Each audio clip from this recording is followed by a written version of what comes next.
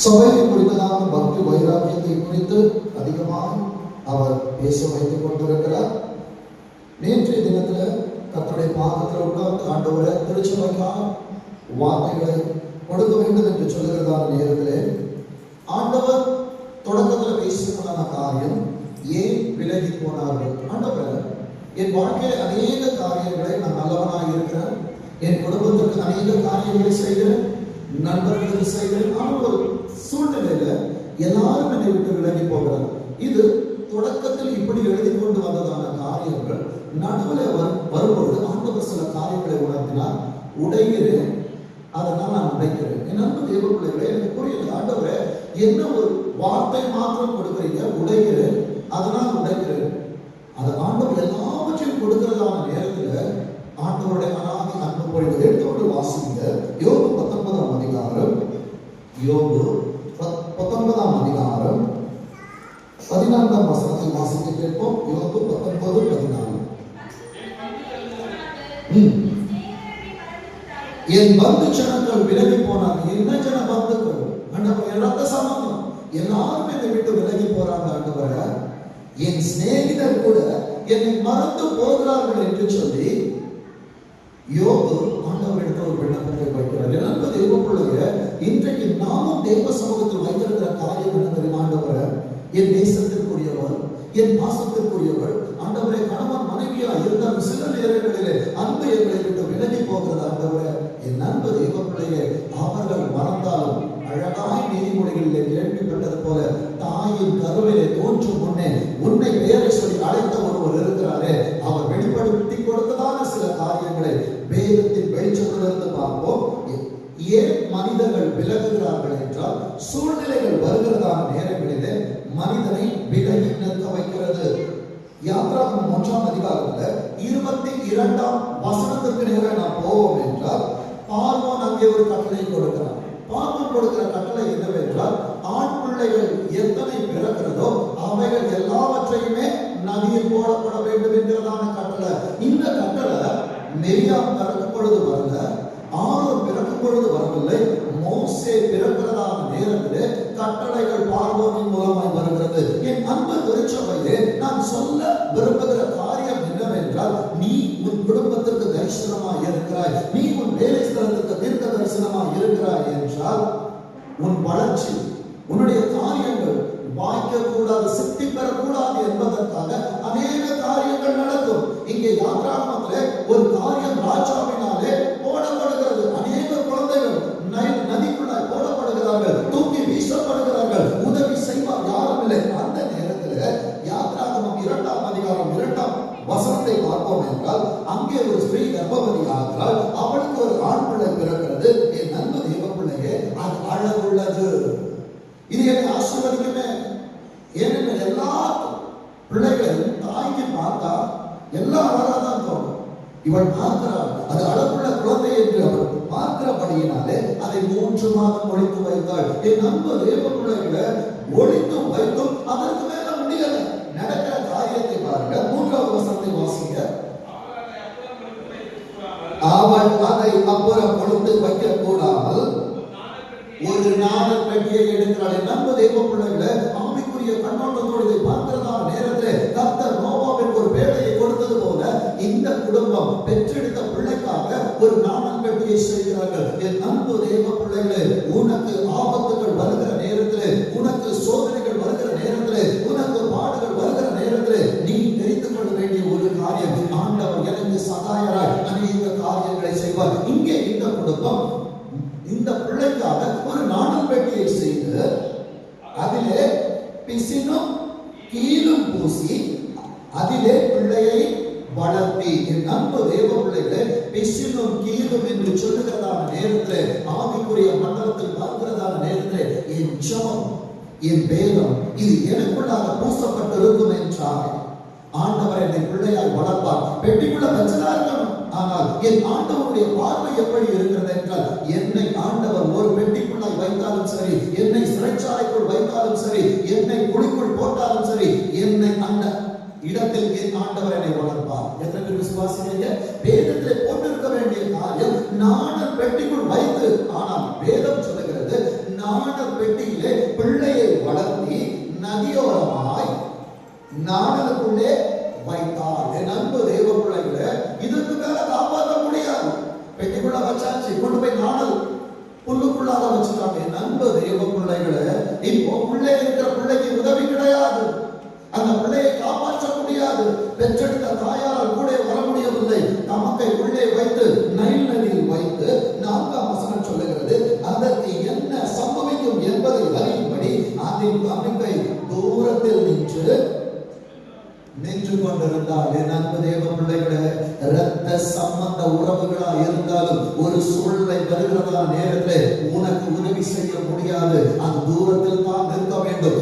உனக்கு உதவி செய்ய வேண்டும் என்ற எனக்கு ஒரு ஆசை வருகிற ஒரு பர்வதம் இருக்கிறது. அந்த பர்வதம் பரலோகத்தில் இருக்கிறது. அந்த பர்வதத்தை நான் நோக்கி பார்ப்பேன் என்றால் வானத்தை பூமி படைத்தவர் எனக்காக அதை செய்து முடிப்பார். விசுவாசிக்கிறீங்களா? என் அன்பு தேவ பிள்ளையே, நடந்த காரியம் என்னவென்றால், என் அன்பு தேவ பிள்ளையை நம்ம நினைக்கிறோம், அப்பா இவங்க தூரம் ஆயிட்டாங்க. ஆண்டவர் அழகாக புதிய ஏற்பாட்டில் ஒரு வார்த்தையை கொடுத்திருப்பார். மத்தேயு எழுதின சுவிசேஷம் 8ஆம் அதிகாரத்தை வாசிக்க பார்ப்போம். மத்தேயு 15ஆம் அதிகாரம் 8வது வசனத்தை வாசிக்க கேட்போம். இந்த ஜனங்கள் வாயினால் என்னிடத்தில் சேர்ந்து தங்கள் உதடு, நல்லா கவனிங்க, இன்றைக்கு நம்மிலிருந்து அநேகர் நீங்கி போகிற நேரத்திலே என் மனது கணக்கிறது, என் குரல்கள் தடுத்தடுக்கிறது, எனக்குள்ளாய் அநேக கேள்விகள் எழுப்புகிறது. என்னை கையினால் படைத்தவர் என்னிடத்திலே சொல்லுகிறார், அவர்கள் வாயினாலே என்ன பண்றாங்களா? அவர்கள் இருதயமோ எனக்கு விலகி நிற்கிறது. என் அன்பு தேவ பிள்ளையே, வேகம் எடுத்தால் எனக்கு என்ன சம்பவிக்கும்? செவித்தால் எனக்கு என்ன சம்பவிக்கும்? திருச்சபைக்குள் நான் இருந்தால் என்ன சம்பவிக்கும்? பிரகாரங்களில் ஆண்டவருடைய சமூகத்தில் நான் உட்கார்வேன் என்றால் எனக்கு என்ன சம்பவிக்கும் என்று சொல்லி தெரியாமல் அநேக தூரத்திலே நிற்கிறார்கள். என் அன்பு தேவ பிள்ளையே, கர்த்தர் இன்னும் உன்னை எங்கே வைத்தாரோ அங்கே உன் வரவுக்காக அவர் காத்துக் கொண்டிருக்கிறார். வேதம் சொல்லுகிறது பாருங்க, எசேக்கியேல் 33ஆம் அதிகாரம், எசேக்கியேல் 33ஆம் அதிகாரம் 31வது வசனத்தை வாசிக்க பார்ப்போம். எசேக்கியேல் 33:31. ஜனங்கள் கூடி வருகிற வழக்கத்தில் ஒரு திருச்சபை 7ஆம் நாளில் ஆண்டவர் ஒரு திருச்சபை எப்படி பார்க்கிறார்னா, ஜனங்கள் கூடி வருகிற ஒரு வழக்கம் இருக்கிறது. ஆண்டவரே, 7ஆவது நாள் என்றால், கிறிஸ்துமஸ் என்றால், நியூ இயர் என்றால், குட் ஃப்ரைடே என்றால் நாம எல்லாமே வந்துருவோம். அது வழக்கம். ஆண்டவர் அழகாக எழுதி வைத்திருக்கிறார் வேதத்திலே. ஜனங்கள் கூடி வருகிற வழக்கத்தின்படி உன்னிடத்தில் வந்து உனக்கு முன்பாக என் ஜனங்கள் போல் உட்கார்ந்து, நல்லா கவனிங்க, ஆண்டவர் பயன்படுத்துகிற வார்த்தையை ஏன் வார்த்தையை கேட்கிற மனிதனே, உன்னை பார்க்க வருகிறார்கள், உன் வார்த்தைகளை கேட்கிறார்கள். என்னை பார்க்க வந்திருப்பார்கள் என்றால் என்னை தேடி இருப்பார்கள், என்னை காக்க வைத்திருக்க மாட்டார்கள். வேதம் சொல்லுகிறது பாருங்க, உனக்கு முன்பாக என் ஜனங்கள் போல் என்று சொன்ன ஆண்டவர் உன் வார்த்தையை கேட்கிறார்கள். என் அன்பு தேவ பிள்ளைகளே, சுயமாய் ஊழியக்காரன் பேசுவான் என்றால் அங்கே ஆவியானவர் கிரியை செய்ய மாட்டார். சுயம் செத்தபடியினால் தான் ஆண்டவர் அழகான நீதிமொழிகளிலே கேட்டது போல 7000 பேர் இருந்தாலும் ஆண்டவர் எலிசாவுக்கு அந்த பொறுப்பை கொடுத்தது போல எங்கள் சுயத்தை சாகடித்தவர் கர்த்தருடைய புயத்தினால் நிற்க வைத்தபடியினாலே சுயம் இருக்கும் என்றால் என் வார்த்தைகள் வெளிப்படும். கர்த்தருடைய புயம் இருக்கும் என்றால் பரலோகத்தில் இருக்கிற ஆண்டவருடைய வார்த்தைகள் வெளிப்படும். வேதம் அங்கே சொல்லுகிறது, உன் வார்த்தைகளை கேட்கிறார்கள், ஆனாலும் அவர்கள் அவைகளின்படி செய்கிறதில்லை. வர்ண பாஸ்டர் கேட்பாரு, வர்ண பாஸ்டர் போன் பண்ணுவாரு, என் அன்பு தேவ பிள்ளைகளே, அவர் வாயில நான் போய் விடணும், அதனால நான் சும்மா வந்து உட்கார்றேன். என் அன்பு தேவ பிள்ளைகளே, கேட்கிறதன்படி செய்வதும் இல்லை. அடுத்தது இன்பமாய் பேசுற பிரதர், எப்படி இருக்கீங்க? பாஸ்டர் வேற எப்படி போகுது? நல்லா போகுது பாஸ்டர். என் அன்பு தேவ பிள்ளைகளே, பேசுகிற நேரத்தில் இன்பமாய் பேசுகிறார்கள். கர்த்தர் சொல்லுகிற வார்த்தை என்ன தெரியுமா? அவர்கள் இருதயமோ பொருளாசையை பின்பற்றி போகிறது. கர்த்தரை குறித்த ஆசைகள் இருக்கும் என்றால் எத்தனை கோடிகள் எனக்கு உலகம் கொடுத்தாலும் ஆண்டவரை எனக்கு கோடிகள் வேண்டாம், ஆண்டவரே உமது அன்பு எனக்கு போதும் என்று சொல்லி என் ஆண்டவரை காக்க வைக்காத திருச்சபையாய், பிள்ளைகளாய், மகனாய், மகளாய், கர்த்தருக்கு பிரியமான குடும்பமாய் சபைக்குள் நிலைத்திருக்கும் அல்லவா என் ஆண்டவர்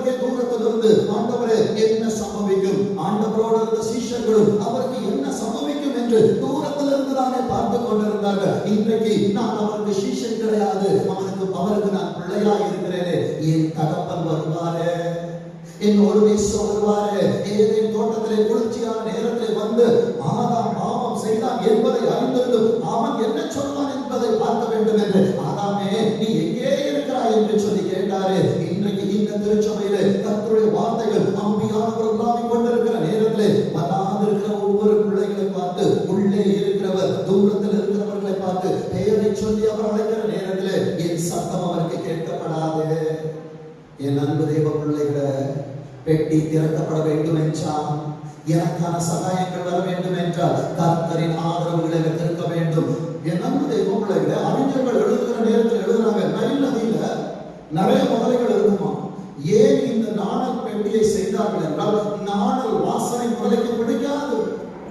சரி, முதலைகிட்ட காப்பாத்தியாச்சு, தண்ணியில விட்டுட்டேன். இனி மோசேக்கு என்ன சம்பவிக்கும் தெரியாது, நாளைக்கு என்ன சம்பவிக்கும் தெரியாது. நாளையை மாத்திரமல்ல, என் 1000 தலைமுறையை பார்க்கிறவரை பார்ப்பதற்கு நான் வராமல் இருப்பேன் என்ற சகாயங்கள் எப்படி எனக்கு கடந்து வரும். வேதம் சொல்லுகிறது. இப்போ வாங்க, யாத்திராகமம் 2ஆம் அதிகாரம் 6ஆம் வசனத்திலே கர்த்தருடைய வார்த்தை, கர்த்தருடைய சகாயம், கர்த்தருடைய உதவி பெட்டியில் இருந்த பிள்ளைக்கு கிடைக்கிறது. வேதம் சொல்லுகிறது பாருங்க, அதை திறந்த போது பிள்ளையை கண்டால் பிள்ளை அழுதது. அதாவது பிரசவம் ஆகி அந்த பிள்ளை வெளியே வந்து அழணும், அழுதான் பிள்ளை நல்லா இருக்குது. வேதம் சொல்லுகிறது, பிள்ளை அழுத உடனே அதன் அவளுக்கு என்னாச்சும், அதன் மேல் இரக்கம் வந்தது. ஆண்டவர் ஏன் உடைக்கிறார், ஏன் உடைக்கிறார்? உன் கண்ணீரை உலகம் பார்க்கிறதா நேரத்திலே கதங்களை பார்க்க முடியாத ஆண்டவர் குறுக்கமாய் இறங்கி வருவார், உன் வேண்டுதல்களுக்கு செவி கொடுப்பார். வேதம் சொல்லுகிறது, அவள் அதன் மேல் இரக்கமற்று, இது எபிரேய பிள்ளைகளில் ஒன்று. இன்றைக்கு வந்திருக்கிற தேவச்சனமே, நீ உங்களை குறித்து ஆண்டவர் சொல்லுகிறது, இவர்கள் எபிரேய பிள்ளைகள்.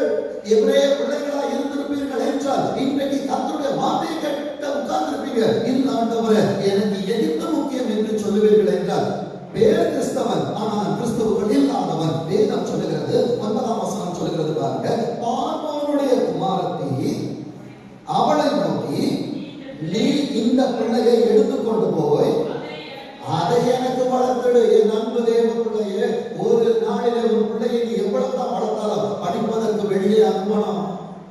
என் பிள்ளை யாரு? ஆண்டவரை குறித்து அறிந்தவன் என்று சொல்ல மாட்டேன். என் பிள்ளை டாக்டர், என் பிள்ளை இன்ஜினியர், என் பிள்ளை சயின்டிஸ்ட், என் பிள்ளை கலெக்டர், இது சொன்னதும் பெருமை. என் பிள்ளை ஊழியக்காரன், என் பிள்ளை விசுவாசி, என் பிள்ளை சபையில் பணிவிடை செய்கிறது யாரும் சொல்ல மாட்டோம். வேதம் சொல்லுகிறது, இன்றைக்கு நம்மை காட்டிலும் உலகம் நம் பிள்ளைகளின் மீது கண் வைத்துக் கொண்டிருக்கிறது. பார்வோனின் குமாரத்தை சொல்லுகிறார், இவளை கொண்டு போய் எனக்காய் வளர்த்து நான் உனக்கு சம்பளம் தருவேன். பார்வோனின் குமாரத்தை மோசேயை வளர்க்க சம்பளம் கொடுப்பான் என்றால், உன்னை நம்பி ஆண்டவர் உன் கையில் கொடுத்திருக்கிற பிள்ளையை அவருக்காய் வளர்ப்பாய் என்றால் அவர் சம்பளம் தர மாட்டாரா? உன் பிள்ளையை படிக்க வைக்க மாட்டாரா? உன் தேவைகளை அவர் சந்திக்க மாட்டாரா? வேதம் சொல்லுகிற காரியத்தை பாருங்க. அந்த ஸ்திரீ பிள்ளையை எடுத்துக்கொண்டு போய் அதை வளர்த்தாள். அடுத்த வார்த்தை சொல்லுகிறது, பிள்ளை பெரிதான போது, என் அன்பு தேவ பிள்ளையே, 10th படிக்கிறவரு, +1 படிக்கிறவரு, +2 படிக்கிறவரு, பிள்ளைவன் கண்ட்ரோல்ல இருப்பாங்க, காலேஜ் போயிடுவான், அவுட் ஆஃப் கண்ட்ரோல். என் அன்பு தேவ பிள்ளையே, உன் கரத்தில் உன் பிள்ளை இருக்கிற வரைக்கும் அவனை நடத்த வேண்டிய வழியிலே அவனுக்கு கொடுக்க வேண்டிய சத்தியத்தை அவனுக்கு கொடுப்பாய் என்றால், எந்த உலகத்திற்குள் அவன் போனாலும் உலகம் அவனுக்குள் பிரவேசிக்க முடியாது. வேதம் சொல்லுகிற காரியத்தை பாருங்க. அவன் அதை பார்வோனுடைய குமாரத்தின் இடத்தில் கொண்டு போய்விட்டாள். ஆண்டவரே, என் பிள்ளையை நான் எவ்வளவுதான் வச்சிருந்தாலும் காலேஜுக்கு போகும்போது என்னால ஒண்ணும் பண்ண முடியாது, உலகத்தில் நான் கொடுத்தாகணும். அடுத்த வார்த்தை சொல்லுகிறது பாருங்க, அவளுக்கு அவன் குமாரனானா. +2 வரைக்கும் 10th வரைக்கும் பிள்ளை அம்மா அப்பா அப்பா அம்மா அம்மா அப்பா பேசிக்கொண்டு இருக்கிற பிள்ளை. காலேஜுக்கு போனோட ஃப்ரெண்ட்ஸ் அதிகமாகுது. அவன் உலகத்திற்கு குமாரனாய் மாற வேண்டுமா, தெய்வத்திற்கு குமாரனாய் இருக்க வேண்டுமா? ஆண் பிள்ளைகளுக்கு கொடுக்க வேண்டிய வேதத்தை கொடுப்பீர்கள் என்றால் பிள்ளைகள் முதிர் வயதிலும் அதை விடாதபடிக்கு கர்த்தருக்காய் கனி கொடுக்கிற பிள்ளைகளா இருப்பாங்க. வேதம் சொல்லுகிறது பாருங்க, அவள் அவனை ஜலத்தினின்று எடுத்தேன் என்று சொல்லி அவனுக்கு மோசே பேர் வச்சது அப்பா அம்மாவுக்கு கூட அந்த உரிமை கிடைக்கல. என் அன்பு தேவ பிள்ளைகளே, இன்றைக்கு கர்த்தர் உன்னை பிள்ளையாய் பார்க்கிறபடியினால் எத்தனை பெயர்கள் உனக்கு வைத்திருந்தாலும் ஞான ஸ்நானம் என்கிற உடன்படிக்கைக்குள்ளாய் வருகிறதான நேரத்திலே ஆபிராமை ஆபிரகாம் என்று மாற்றினார், சாராயை சாராள் என்று மாற்றினார். உன் பெயரை கர்த்தர் மாற்ற வேண்டுமா? உலகம் மாற்ற வேண்டுமா? என் அன்பு தேவ பிள்ளைகளே, கர்த்தருக்காய் அவர் அருகில் நிற்பாய் என்றால் உன் பெயரை கர்த்தர் மாற்றுவார். அவரை விட்டு தூர இருக்க வேண்டும் என்று நினைப்பாய் என்றால் உலகமும் காரியங்களை மாற்றிக்கொண்டே இருக்கும். எத்தனை பேருக்கு நான் சொல்றது புரியுது? என் அன்பு தேவ பிள்ளைகளே, கர்த்தருக்காய் பக்தி வைராக்கியம் கொள்ளுவாய் என்றால் உலகமோ உலக காரியங்களோ உன்னையும் பிடிக்க முடியாது, உன் பிள்ளைகளையும் தொட முடியாது. என் அன்பு தேவ பிள்ளைகளே, 1 பேதுரு 2ஆம் அதிகாரம் 24ஆம் வசனத்தில் வசனம் இப்படிதான் சொல்லுகிறது, நாம் பாவங்களுக்கு சென்று நீதிக்கு பிழைத்திருக்கும் படிக்கு அவர் தாமே நம் சரீரத்தில் நம்முடைய பாவங்களை சிலுவையின் மேல் சுமந்தார், அவருடைய தழும்புகளால் குணமாகிறோம். இன்றைக்கு நான் குணமாக வேண்டும் என்றால் கர்த்தருடைய வார்த்தையை நான் கேட்கல, டாக்டர் எழுதுற பிரிஸ்கிரிப்ஷனை நம்புறேன், அவர் கலர் கலரா கொடுக்கிறதா நான் மாத்திரையை நம்புறேன். ஆண்டவர் 66 ஆகமங்களுக்குள்ளாய் அவர் வைத்திருக்கிற காரியங்களை நான் நம்ப முடியவில்லை. என் அன்பு தேவ பிள்ளைகளே, கர்த்தரை நம்பிப்பார், அவருக்கு சமீபமாய் வந்துப்பார், அவரை நேசித்துப்பார். என் அன்பு தேவ பிள்ளையே, இதுவரை நீ கேட்டதை மாத்திரமல்ல, கேளாததை உன் காதுகளை கர்த்தர் கேட்க வைப்பார். வேதம் சொல்லுகிறது, அப்போஸ்தலர் 7ஆம் அதிகாரம் 22ஆம் வசனத்திலே புதிய ஏற்பாட்டில் மோசே பேசப்படுகிறார். அங்கே கர்த்தர் கொடுக்கிறதான வார்த்தை என்னவென்றால், மோசே எகிப்தியருடைய சகல சாஸ்திரங்களிலும் கற்பிக்கப்பட்ட, நல்லா கவனிங்க, பிள்ளைய உலகத்துல கொடுத்தீங்கன்னா உங்களை விட உலகம் உங்களுக்கு நல்லா டீச் பண்ணும்.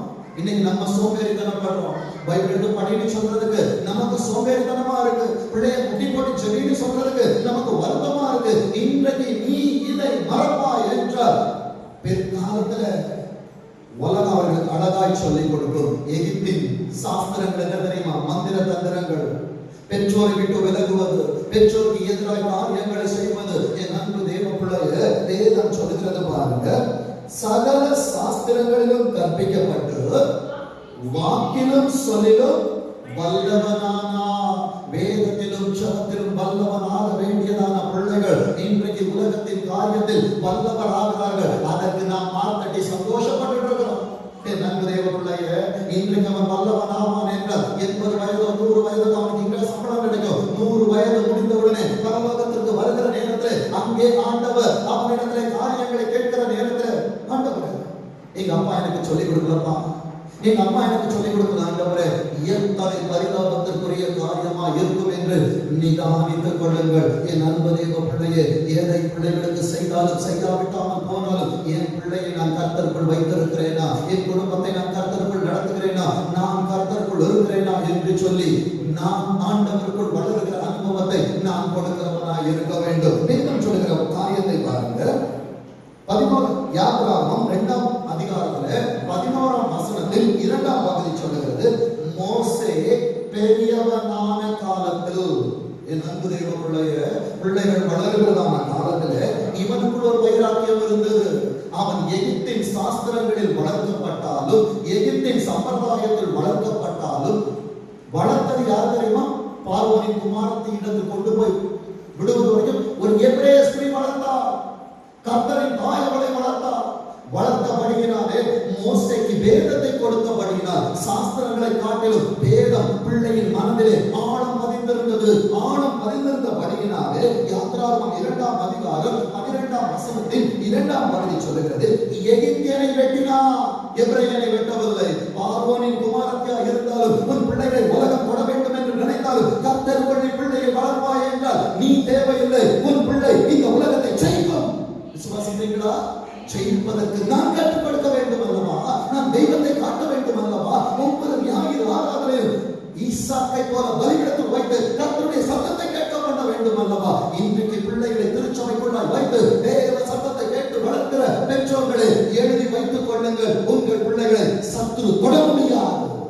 வேதம் சொல்லுகிற காரியத்தை பாருங்க, 15ஆம் வசனத்தை வாசிங்க. பார்வோன் அந்த காரியத்தை கேள்விப்பட்டான். அவன் பார்வோனுக்கு குமாரன், பார்வோனின் குமாரத்தின் மகனாய் வளர்க்கப்படுகிறான். ஆசீர்வாதத்தை வாங்கிட்டு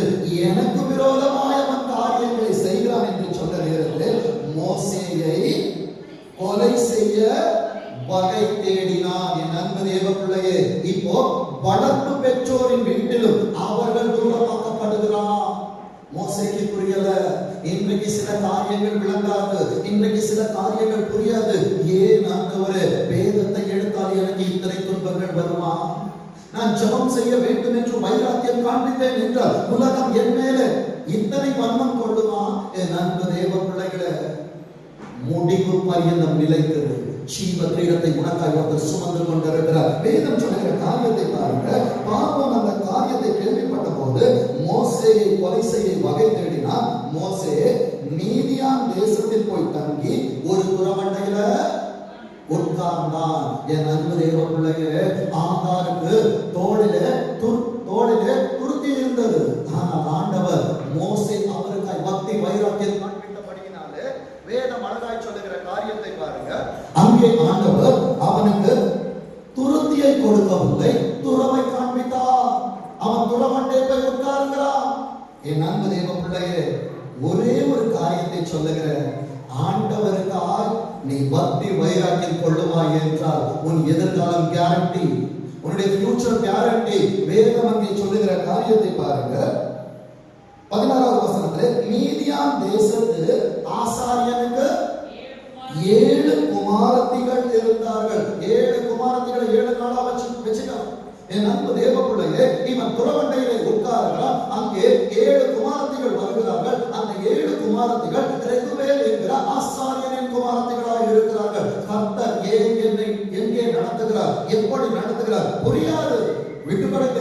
ஆண்டவர் நடத்தி கொண்டு போகிற பாதையில போய்கிட்டே பலவீனமோ, நாச மோசமோ, அவமானங்களோ, துரோகங்களோ எதை பார்த்து பயப்படாதீங்க. கர்த்தர் என்னை நடத்துவது அவரென்று தெரியும் என்றால் கண்ணை மூடிட்டு நடந்துட்டே போங்க. வேதம் சொல்லுகிறது பாருங்க.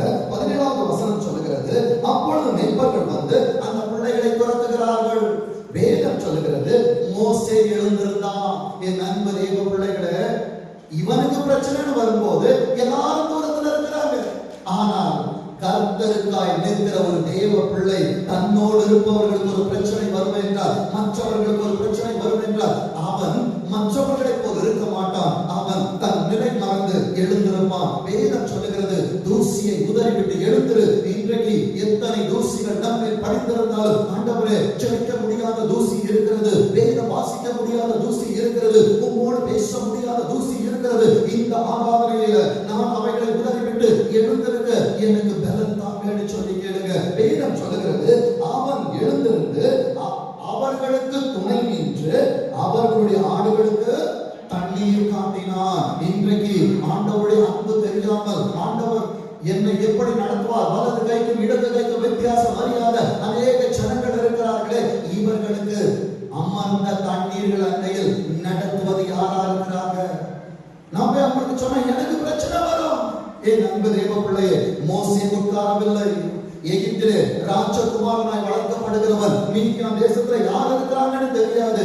ஆனாலும் யாருக்கோ ஒரு பிரச்சனை என்கிற நேரத்திலே அவன் எழுந்திருந்தான். இன்றைக்கு உன் குடும்பத்துக்கு பிரச்சனை என்றால் எழுந்திரு, உன் பிள்ளைகளுக்கு பிரச்சனை என்றால் எழுந்திரு, உன் திருச்சபைக்கு பிரச்சனை என்றால் எழுந்திரு, கர்த்தருடைய நாமத்திற்கு பிரச்சனை என்றால் எழுந்திரு. எழுந்திருந்து அமர்ந்த தண்ணீர்கள் அண்டையை எதிர்பார்த்திருக்கிற ஜனங்களுக்கு கொடுக்கிற மோசேயாய் கர்த்தருடைய பாதத்தில் அமர்ந்திரு. வேதம் சொல்லுகிறது பாருங்க. 20வது வசனத்தை வாசிக்க பார்ப்போம். அப்பொழுது அவன் தன் குமாரத்திகளை பார்த்து உதவி வாங்கின உடனே மோசே அங்கே துரோகிட்ட விட்டுட்டு பிள்ளைங்க போயிட்டாங்க. போய் அவர்கள் தேவனிடத்தில், அவர்கள் தகப்பனிடத்தில் சொல்றாங்க, நீ ஒருவனுக்கு ஒரு காரியத்தை செய்கிறாய் என்றார். மற்றவர்களுக்கு பலம் எதிர்பார்க்காம நீ காரியத்தை செய்கிறாய் என்றால், மொர்தகாயின் காரியத்தையே எழுதி வைத்த ஆண்டவர் ஒரு காரியத்தை ஜீவ புஸ்தகத்தில் எழுதி வைத்திருப்பார். என் அன்பு தேவ பிள்ளையே, அந்த ஆசாரியன் சொல்லுகிற காரியத்தை பாருங்க. அவன் எங்கே, நான் போகும் இடம் எங்களுக்கு தெரியாது. இன்றைக்கு ஒருவன் என்னை தேடுகிறான். உலகத்தின் மனிதன் மோசேயை தேடினான். இன்றைக்கு கர்த்தருக்காய் நான் பக்தி வைராக்கியம் காண்பிக்கிற நேரத்தில் என் குடும்பம் என்னை குறித்து பேசாது, என் பிள்ளைகள் என்னை குறித்து பேச மாட்டார்கள், என் இனஜன பந்துக்கள் என்னை குறித்து பேச மாட்டார்கள். என்னை குறித்து பேச பரலோகம் இருக்கிறது. ஆண்டவர் கேட்கிறார், அவன் எங்கே? இன்றைக்கு இவன் சத்தியத்தை உங்களுக்கு கொடுக்காமல் இருப்பான் என்றால் இன்றைக்கு சத்தியத்தை வெளிச்சத்தில் நீ நின்றிருக்க மாட்டாயே. அவன் எங்கே? என் அன்பு தேவ பிள்ளையே, அந்த ஆசாரியன் கேட்கிறார், அவன் எங்கே? வேதம் சொல்லுகிறது பாருங்க, அந்த மனிதனை நீங்கள் விட்டு வந்தது என்ன? உலகம் உங்களை மறக்கும். ஏசப்பா சொல்லுவாங்க, நன்மை செய்தவனை மறந்து விடாதே, நீ மறந்தாலும் நான் மறக்க மாட்டேன் என்று வலது கரத்தை விரித்து உனக்கு வாக்குத்தத்தம் செய்கிற தெய்வத்தின் சத்தம் உன் காதுகளில் தொனிக்கிறது. வேதம் சொல்லுகிற காரியத்தை பாருங்க, போஜனம் பண்ணும்படிக்கு அவனை அழைத்துக் கொண்டு வாருங்கள். போகுமிடம் தெரியாது, எனக்கு இடம் கிடைக்குமான்னு தெரியாது, ஆனா ஆண்டவரை நம்பி ஆண்டவருக்காய் பக்தி வைராக்கியம் கொள்ளுவாய் என்றால் நீ போகும் இடம் என்னவென்றாலும் உனக்கான சகாயங்களை கர்த்தர் ஏற்கனவே ஆயத்தப்படுத்தி விட்டுதான் உனக்கு பிரச்சனைகளையே அனுமதித்திருப்பார். வேதம் சொல்லுகிறது, 21ஆம் வசனம் சொல்லுகிறது பாருங்க, மோசே அந்த மனிதனிடத்தில் தங்கி இருக்க சம்மதித்தான். ஏசப்பாவோட தங்கி இருக்க எத்தனை பேர் சம்மதிச்சிருக்கிறீங்க? என் அன்பு தேவ பிள்ளைய திருமணமாகும் போது உயர்விலும் தாழ்வும், அதே போல மணவாளனோட திருமணம் ஆகிற நேரத்துல எத்தனையோ வாக்குத்தத்தம் ஞான ஸ்நானம். ஆனா ஒவ்வொரு வாரம் மணவாளன் வருகிறார், திருச்சபை இல்லை, சம்மதித்தோம். ஆனால் இன்றைக்கு ஆண்டவரை விட்டு தூரம் இருக்கிறோம். வேதம் சொல்லுகிறது, சம்மதித்தான். அவன் சிப்போராள் என்னும் தன் குமாரத்தியை, ஆண்டவரை எனக்கு அடுத்த நிமிஷம் என்ன நடக்கணும் தெரியாது, ஆனால் ஆண்டவர் துருக்கியை கொடுக்கவில்லை, துறவை கொடுத்தவர் அவனுக்கு ஆதாரத்தை கொடுத்தார், தண்ணீரை கொடுத்தார், அவன் எதிர்கால வாழ்க்கையை கொடுத்தார். உனக்கு இழந்து போனவன் காரியத்தை கர்த்தர் உனக்கு கொடுக்க மாட்டாரா? நீங்க கேள்வி அதுதான், ஏசப்பாவால முடியுமா முடியாதா? என் ஆண்டவரோடு இருக்க நான் சம்மதிப்பேன் என்றால், அவரோடு வாழ என்னை அர்ப்பணிப்பேன் என்றால், நீ கேட்டதையும் கொடுப்பார், கேளாததையும் கொடுப்பார், கண்டதையும் கொடுப்பார், காணாததையும் காண வைப்பார். வேதம் சொல்லுகிறது, அப்போஸ்தலர் 7ஆம் அதிகாரம் 23ஆம் வசனம், மோசே எத்தனை வயசுல அவன் எகிப்தை விட்டு போனான்? வேதத்தின் காரியம் தெரிந்திருப்பது பிள்ளைகளுக்கு நல்லது. அப்போஸ்தலர் 7ஆம் அதிகாரம் 23ஆம் வசனத்தை வாசிங்க.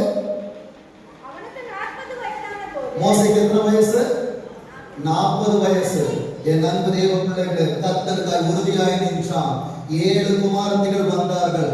குமாரத்திகள் மேல் அவன் நேசம் கொள்ளவில்லை, ஆண்டவரிடத்தில் பாசத்தை காட்டினான். அவனுக்கான வாழ்க்கையை கர்த்தர் கொடுத்தார். வாலிபனே, வாலிப மகளே, 40 வயதான மோசே, 40 வயதான ஈசாக்கு தேவனுடைய சமூகத்திலே காத்திருந்து தங்கள் வாழ்க்கையை பெற்றுக் கொண்டார் என்றால், இன்றைக்கு எதிர்காலத்தை நீ தேடாதே. ஆண்டவர் ஏற்ற நேரத்தில் உனக்கான காலங்களை, உனக்கான ஆசீர்வாதத்தை கர்த்தர் நிச்சயம் தருவார். வேதம் சொல்லுகிறது பாருங்க, அவனுக்கு 40 வயதான போது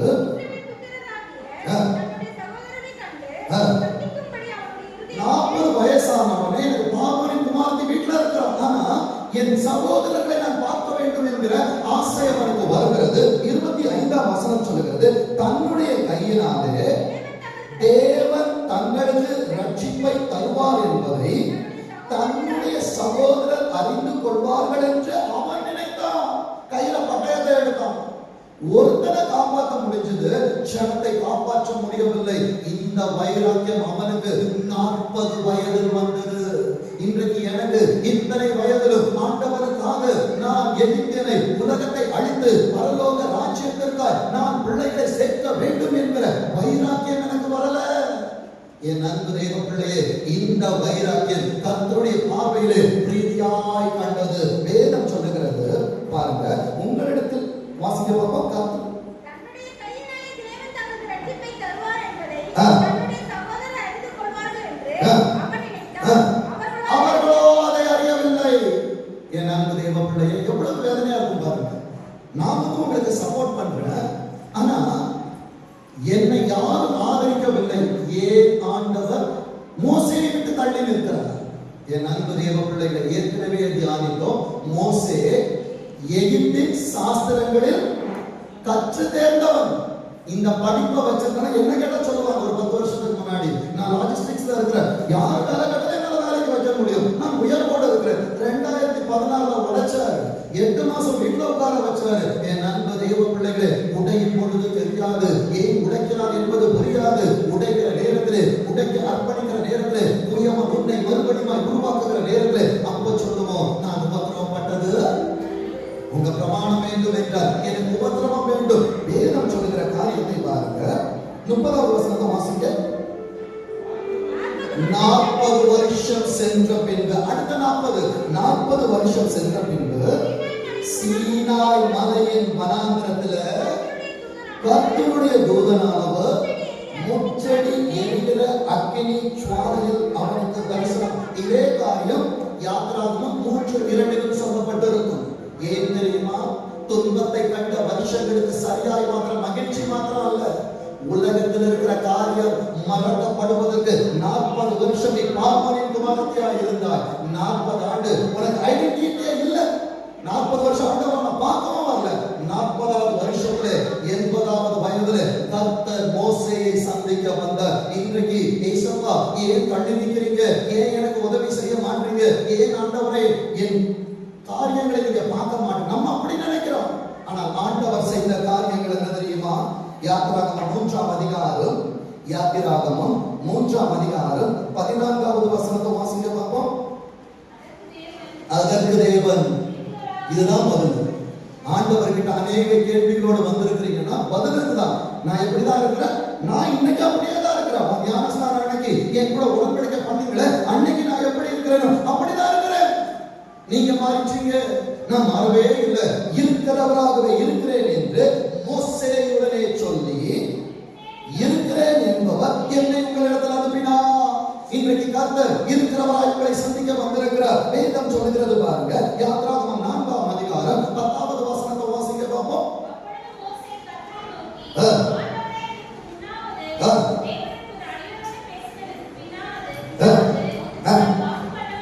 நான் வாக்கு வல்லவன் அல்ல. ஆனா மோசேயை குறித்த சாட்சி என்ன தெரியுமா? சகல சாஸ்திரங்களிலும் வல்லவனானா.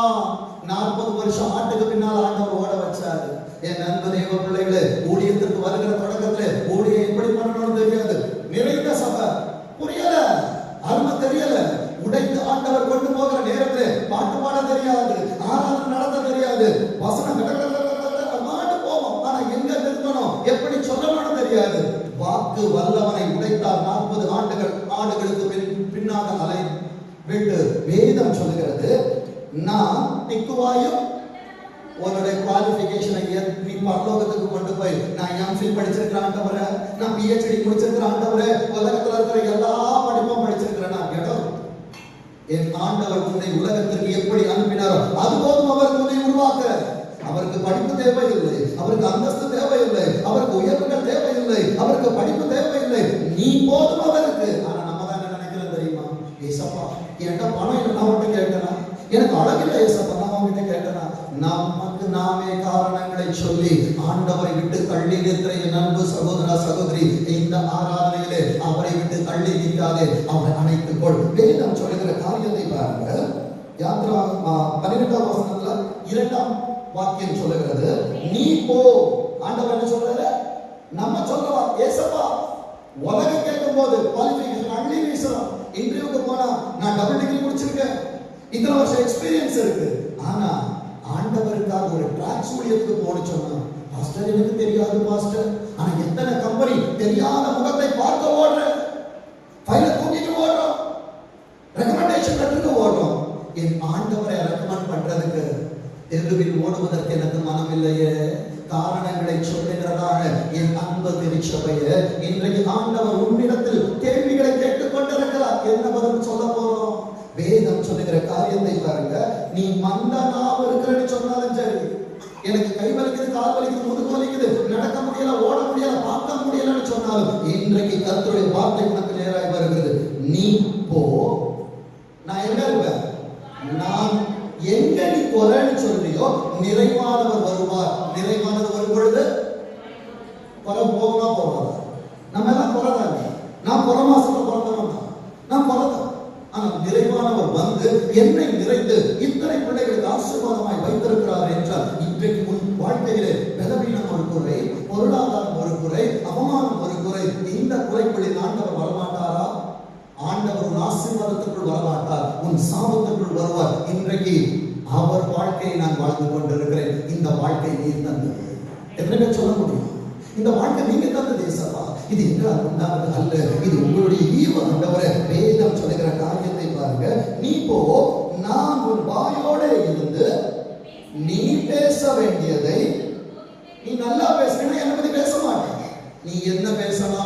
என் அன்பு தேவ பிள்ளையே, ஊழியக்காரன் என்பவன் சுயத்தை பேசுகிறவன் அல்ல, சுயத்தை சாண கொடுத்து கர்த்தரின் புயத்தால் பேசுகிறவன். இன்றைக்கு வார்த்தைகள் வருகிறது என்றால் ஜஸ்ட் லைக் தட் எழுதி வந்து பேசுவதல்ல. என் அன்பு தேவ பிள்ளையே, சுயமாய் ஒரு மனிதனால் பேச முடியாது. கர்த்தருடைய புயம் இருந்தால் தான் அவரை குறித்து பேச முடியும். வேதம் சொல்லுகிற காரியத்தை பாருங்க. 15வது வசனத்தை வாசிங்க. என் அன்பு தேவ பிள்ளையே, ஆரோனை உனக்கு அசிஸ்டண்டா நீ வச்சிருந்தாலும் உன் வாயில நான் வார்த்தையை போடுவேன். நீ என்கிட்ட இருந்து வாங்கி அவன்கிட்ட கொடு. என் அன்பு தேவ பிள்ளையே, ஏசப்பா உனக்கு சப்ஸ்டிட்யூட்டை யாரும் கொடுக்க மாட்டார். ஆபிரகாம் தான் சப்ஸ்டிட்யூட் தேடினார், ஆனால் ஆண்டவர் அவனிடத்துல பேசல. என் அன்பு தேவ பிள்ளையே, நான் என் ஊழியம் செய்வதற்கு என் தொழில்களிலே நான் சப்ஸ்டிட்யூட்டை தேடுறேன். என்னை ஆசீர்வதிக்க ஆண்டவர் எனக்கு போதும். ஆண்டவர் உனக்கு வேணா கூப்பிட்டுக்கோ, அவனை வச்சுக்கோ, நான் உன்னிடத்தில் தான் பேசுவேன். நான் பேசுவதை நீ அவன்கிட்ட சொல்லு. அதுக்கு நான் அவன்கிட்ட சொல்லணும், ஏன் எனர்ஜி வேஸ்ட் ஆகும். அதனாலதான் ஏசப்பா சொன்னாங்க, நீ போ, நீ செய்ய வேண்டியதை நீ தான் செய்யணும். மற்றவர்களை எதிர்பார்த்திருக்காது. இன்றைக்கு ஆசீர்வாத குறை ஏன் வந்தது தெரியுமா? நான் என்னை நம்பவில்லை, என்னுக்குள் இருக்கிற ஆவியானவரை நம்பாதபடி பக்கத்து வீட்டு கதவை நம்பினேன், நண்பர்களை நம்பினேன், உறவுகளை நம்பினேன், மற்றவர்களை நம்பினபடியினாலே குறைகளை பார்த்து கொண்டிருக்கிறேன். இன்றாகிலும் இந்த சத்தமும் இருதயத்தை தட்டும் என்றால், இதோ நான் வாசற்படியில் நின்று கதவை தட்டுகிறேன். ஒருவன் என் சத்தத்தை கேட்டு கதவை திறந்தால் நான் அவனோடு போஜனம் பண்ணுவேன். என் ஏசப்பா போஜனம் பண்ணுவார்னா உங்க வீட்டுல கிச்சனுக்குள்ள ஏதாவது குறை இருக்குமா? கிச்சன்லயே குறை வைக்காதவர் என் பீரோக்குள்ள குறை வைப்பாரா?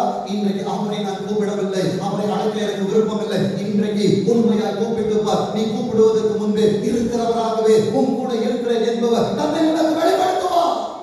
வேதம் சொல்லுகிற காரியத்தை பாருங்க. நீ அவனோடு பேசி அவன் வாயிலே வார்த்தைகளை போடு, நான் உன் வாயிலும் உணர்த்துவேன். இன்றைக்கு உணர்வில்லாமல் இருக்கிறோம் என்றால் கர்த்தர் என்னிடத்தில் இல்லை. நான் பாவம் செய்கிற நேரத்தில் இருதயத்தை குத்துகிறது என்றால் ஆவியானவரை வழி நடத்துகிறார். நான் என்ன செய்தாலும் எப்படி வேண்டும் என்றாலும் வாழ்ந்தாலும் எனக்கு கவலை இல்லை, ஆண்டவர் என்னை மன்னிப்பார் என்கிற இருதயத்தில் இருப்பாய் என்றால் தயவாய் சொல்லுகிறேன், கர்த்தர் உன்னிடத்தில் இருக்க மாட்டார். சோதனை விட்டு ஆவியானவர் நீங்கினதை அவன் அறியவில்லை. கர்த்தரால் விடப்பட்ட பொல்லாத ஆவி அவனை மேற்கொண்டது. அன்றைக்கு அவனுக்கு ரட்சிப்பை கொடுக்க சுரமண்டலம் வாசிக்க தாவீது வந்தான். இன்றைக்கு உனக்கு வாசிக்க ஆண்டவர் அனுப்புவார் அனுப்ப மாட்டார், அவர் ஒருவரே அறிவார். என் அன்பு தேவ பிள்ளையே, அன்றைக்கு வேதங்கள் கொடுக்கப்படவில்லை. இன்றைக்கு உன் கையில் வேதங்கள் இருக்கிறது. அன்றைக்கு போதிப்பதற்கு சபைகள் இல்லை. இன்றைக்கு திருச்சபைகள் திருச்சில இரண்டாய் கிழிக்கப்பட்டு இன்றைக்கு உனக்கு திருச்சபைகளை ஆண்டவர் கொடுத்திருக்கிறார். உன்னை எச்சரிக்க ஆவிக்குரிய தகப்பன் தாயை தந்திருக்கிறார். இன்றைக்கு போதகத்தை கண்டுவாய் என்றால் உனக்கு எதிராய் கர்த்தர் கடந்து வருவார். வேதம் சொல்லுகிறது, தீமை செய்கிறவன் பேரில் கோபாக்கிலே வர பண்ணுவதற்கு அவன் தேவ ஊழியக்காரனாய் இருக்கிறார். நீ தீமை செய்த பயந்திரு, அவன் பட்டயத்தை பொருந்தாமல் கையில் பிடிக்கவில்லை. நான் எடுக்கல, அவர் கொடுத்தது. உங்களை திட்டணும், காயப்படுத்தணும் நோக்கம் அல்ல.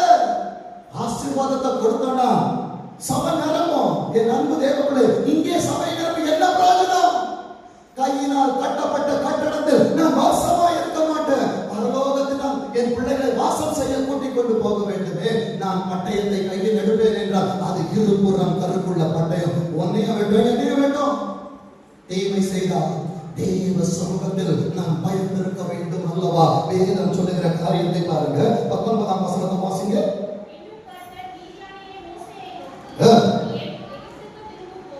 அங்கிருந்து அனுப்புனது அவர்தான். 80 வயசுல திருப்பி சொல்றாரு, எப்பா நீ மறுபடியும் போ. ஏன் தெரியுமா? இன்று அவர்கள் கண்கள் முன்பாக உன்னை மேன்மைப்படுத்துவேன். உன் சத்துருக்கு முன்னால நீ முதுகு காட்ட இருக்க கூடாது. நீ முகத்தை காட்ட பிறந்தவன், தலை குனிய பிறந்தவன் அல்ல, தலை நிமிர பிறந்தவன். விசுவாசிக்கிறீங்களா? வேதத்திற்கு முன்பாய் தலை குனிந்து பார். உலகத்துக்கு முன்பாய் கர்த்தர் தலை நிமிர வைப்பார். வேதத்திற்கு முன்பாய் தலை குனியவில்லை என்றால் உலகத்திற்கு முன்பாய் நீ தலை குனிவை சந்திக்க நேரிடும். வேதம் சொல்கிறது. ஒரு காரியத்தை நான் சொல்றேன். ஒரு நடிகரோட படம் வருது, ஒரு புது படம் வந்துச்சு. பார்த்தோம்னா ஸ்டேட்டஸ் பறக்குது. யார் தெரியுமா? தேவனை அறிந்தவர்கள். விடாமுயற்சி. படம் பேர சொல், விடாமுயற்சி. விடாமுயற்சியை நான் பார்ப்பதை காட்டிலும் ஆண்டவரை விட்டு விடாதபடிக்கு நான் முயற்சி பண்ணேன். எத்தனை பேருக்கு விசுவாசிக்கிறீங்க? விடாமுயற்சி வேணுமா? ஆண்டவரை விடாமல் இருக்க முயற்சி வேண்டுமா? இதற்கு பயிற்சி இல்லைன்னா அந்த பயிற்சி பற்றதான் திருச்சபை. புரியுதா நான் சொல்றது? என் அன்பு தேவ பிள்ளைய, ஒரு நாள் போய் நீ கை தட்டிட்டு விசில் அடிச்சுக்கிட்டு பாப்கார்ன் வாங்கி சாப்பிட்டுக்கிட்டு 4000 5000 செலவு பண்ணிட்டு வீட்டுக்கு வந்துடும், தூக்கம் போச்சு. மறுநாள் வேலைக்கு போகும்போது அங்க AK-47 ஏகேவை பார்க்க போனீங்களா? அங்க AK-47 வச்சு பாஸ் நிற்பார். என் நண்பர் தேவ பிள்ளைகளை, சூப்பர் பாஸ் இன்னைக்கு பேசுறாருன்னா, ஏசப்பா நான் விடாமுயற்சி என்னிடத்தில் பைபிளை படிக்கிறதுக்கு இருக்கணும் ஆண்டவரே. ஒரு நாள் நான் ஒரு வசனம் படிச்ச 100 வசனம் வாசிக்கிறேன், நாளைக்கு நான் 101க்கு போயிடணும். இதை விடாமல் இருக்க முயற்சி பண்ணு. பரலோகம் உனக்காய் எழுந்து நின்று கை தட்டும். உன் குடும்பத்தை ஆண்டவர் அங்கே வேலையை திறக்கிற நேரத்தில் உனக்கான புதிய வானம், புதிய பூமி அங்கே இருக்கும், இங்கே அல்ல. கொஞ்ச கால பாட அனுபவிக்கிறதான உங்களை சீர்படுத்துவார். வலிக்கும். பாஸ்டர் என்னதான் பேசுறாங்க, பாஸ்டர் என் ஸ்டேட்டஸை பார்த்துட்டாங்க, ஃபர்ஸ்ட் ஷோ டிக்கெட்டை வச்சிருந்தேன், பாஸ்டர் பார்த்துட்டாரு, இந்த டைமுக்கு நான் போக போறேன், அதுவும் சண்டே ஈவினிங்ல மத்தியானத்துல நான் டிக்கெட் புக் பண்ணி போறேன். பாஸ்டர் பார்த்து என்னங்க புண்ணியம்? பாஸ்டர் பார்க்காதத ஆண்டவர் பார்க்கிறாரு. இங்கே ஆண்டவரை துதிக்கிறார், அங்கே போய் ஒரு நடிகனை புகழ்ந்து கொண்டிருக்கிறார். ஒரே நாவிலிருந்து, ஒரே மூச்சிலிருந்து தித்திப்பும் கசப்புமான தண்ணி புறப்பட முடியுமா? திருவிருந்து எடுக்கும் பொழுது நான் ஆண்டவரை ஆராதிக்கிறேன். திருவிருந்து எடுத்து முடிச்சு சினிமா தட்டு உள்ள போயிட்டேனா, யாரை நான் ஆராதித்துக் கொண்டிருக்கிறேன்? குற்றப்படுத்த நான் சொல்லவில்லை, சத்துரு உன்னை குற்றப்படுத்தி விடக்கூடாது என்பதற்காக கதறி கொண்டிருக்கிற வேதம் சொல்லுகிற காரியத்தை பாருங்க. 19ஆம் வசனம். இவ்வளவு நாள் மோசேக்கு புரியல, ஏன் ஆண்டவரை 40 வருஷம் மீதியான் தேசத்துக்கு அனுப்புனீங்க? 19ஆம் வசனத்திலே ஆண்டவர் சொல்லுகிற காரியத்தை பாருங்க. பின்னும் கர்த்தர் மீதியானிலே மோசேயை நோக்கி, நீ எகிப்திற்கு திரும்பி போ. அவன் பிராணனை வாங்க தேடினது யாரு தெரியுமா? ராஜா, மந்திரி, எல்லாம் ஹை போஸ்ட்ல இருக்கிறவங்க. இவன் 4 பேர் கூட சண்டை போட முடியுமா?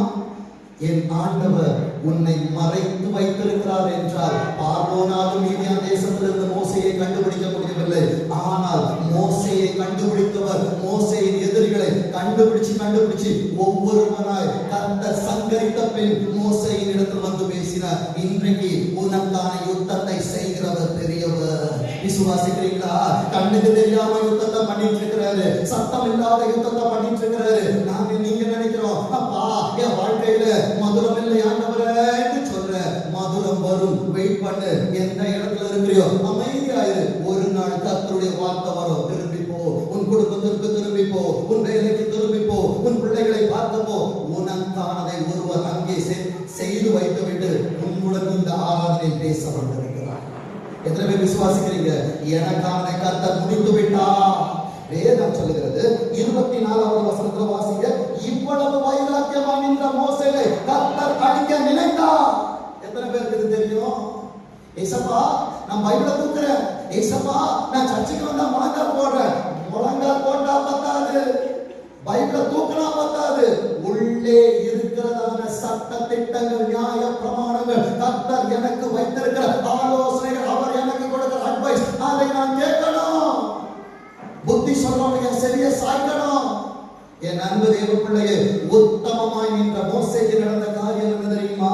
வழியிலே தங்கும் இடத்தில் கர்த்தர் அவனுக்கு எதிர்பட்டு மோசேயை கொல்ல பார்த்தவன் என்ன உயிரோட வச்சிருக்கிறார்னா, கிருபையின் காலத்தில் கிருபை பெற்றவனை, கிருபை பெற்றவளா வாழ்ந்து கொண்டிருக்கிறபடியினாலே கர்த்தர் கொல்ல பார்த்த நேரத்திலே 25ஆம் வசனம், 25ஆம் ஆண்டுக்கு தீர்க்க தரிசனமாய் தருகிற மணவாட்டி, உனக்கு கர்த்தரால் கொடுக்கப்பட்ட உன் மனைவி யார் தெரியுமா?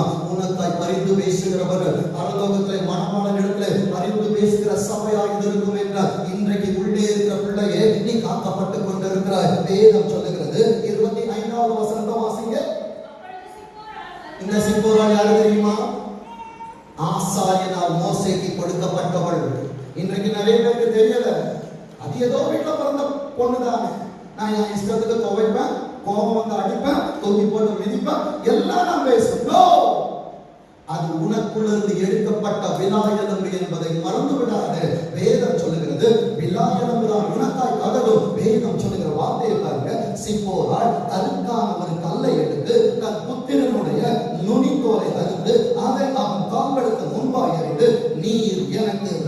சம்பந்தமான புருஷன் பந்துக்களுடைய விட்டு நீங்கி போகலாம், ஆனால் கர்த்தரால் உனக்கு கொடுக்கப்பட்ட வினா எலும்பு என்றைக்கு உன்னை விட்டு நீங்காது. மனிதன் தனிமையா இருப்பது நல்லதல்ல, அவனுக்கு ஏற்ற துணையை உண்டாக்குவேன் என்று சொன்னவர் அவன் தகப்பனையும் தாயும் விட்டு பிரிந்து தன் மனைவியோடு இசைந்திருப்பான். இசைந்திருக்க வேண்டிய மனிதனே இன்றைக்கு எங்கே இசைத்துக் கொண்டிருக்கிறார்? எங்கே இசைத்துக் கொண்டிருக்கிறார்? என் அன்பு தேவ பிள்ளையை, திருச்சபையில் இருக்கிறதான கணவன் மனைவிக்கு நிறைய வேலண்டைன்ஸ் டே போச்சு, எல்லாரும் ஸ்டேட்டஸ் போட்டாங்க, கிஃப்ட் கொடுத்தாங்க. இது இல்லை. உண்மையான அன்பு எனக்கு இருக்கிறதா? என் மனைவியை நான் நேசிக்கிறேனா? என் கணவனை நான் நேசிக்கிறேனா? என் அன்பு தேவ பிள்ளையே, பிரச்சனைகள் வருகிறதான நேரத்தில் ஒருவரை தாங்கி ஒருவரை செழிப்பதற்கு தான் ஆண்டவர் ஒரே மாம்சத்தை தந்தார். வேதம் சொல்கிறது பாருங்க, எரேமியா 4ஆம் அதிகாரம் 4ஆம் வசனத்திலே வசனம் இப்படியாய் சொல்லப்படுகிறது. யூதா மனுஷரே, யூதா என்பது துதி, கர்த்தரை துதிக்கிறதான என் அன்பு பிள்ளைகளே, வாசிக்க பார்ப்போம். யூதா மனுஷரே, எருசலேம் என்பது பரலோக வாசிகளே. அடுத்தது, உங்களுடைய கிரியைகளுடைய பொல்லாப்பின் நிமித்தம் என் உக்கிரம் மோசேக்கே ஆண்டவர். தப்பு செய்யாதவன் வாழ்க்கையிலே ஆண்டவரோடு யாரையாவது அனுப்புங்க ஆண்டவரே, நான் வாக்கிற வல்லவன் அல்ல என்று சொல்லி ஆண்டவரிடத்தில் எதிர்த்து பேசின மோசேயை கொல்ல கர்த்தர் வருவார் என்றால் ஆண்டவரை ஒரு நிமிஷத்துக்குள்ள 1000 தடவை சிலுவையில் அடிக்கிறோமே, பிதாவானவர் கணக்கு கேட்க மாட்டாரா? வேதம் சொல்லுகிறது, பொல்லாப்பின் நிமித்தம் என் உக்கிரகம் அக்கினியை போல் எழும்பி அவிப்பார் இல்லாமல் எரியாதபடிக்கு நீங்கள் ஊழியக்காரனுக்காக பரிசுத்தம் பண்ணாதீங்க. வேதம் சொல்லுது, நீங்கள் கர்த்தருக்கு என்று உங்களை என்ன பண்ணணும்? நுனித்தோலை சிப்போரால் தன் மகனின் கெர்சோமின் நுனித்தோலை அவள் விருத்த சேதனம் பண்ணி மோசே காப்பாற்றப்பட்டது போல் இன்றைக்கு கர்த்தர் உன்னை நம்பி கொடுத்ததான காரியங்கள் காப்பாற்றப்பட வேண்டும் என்றால் ஆபிரகாமுக்கும் விருத்த சேதனம் அவசியம். இன்றைக்கு கர்த்தர் நமக்கு ஒரு விருத்த சேதனத்தை கொடுத்திருக்கிறார். வேதம் சொல்லுகிறது, உங்கள் இருதயத்தில் நுனித்தோலை என்ன பண்ணணுமா? அதுல தேவையில்லாத அநேக காரியங்கள் இருக்கிறது, அதை நீக்கி போடுவாய் என்றால் கர்த்தர் உன்னை அழிக்காமல் உன்னை காப்பாற்றுகிறவராய் இருப்பார். யாத்திராகமம் 7ஆம்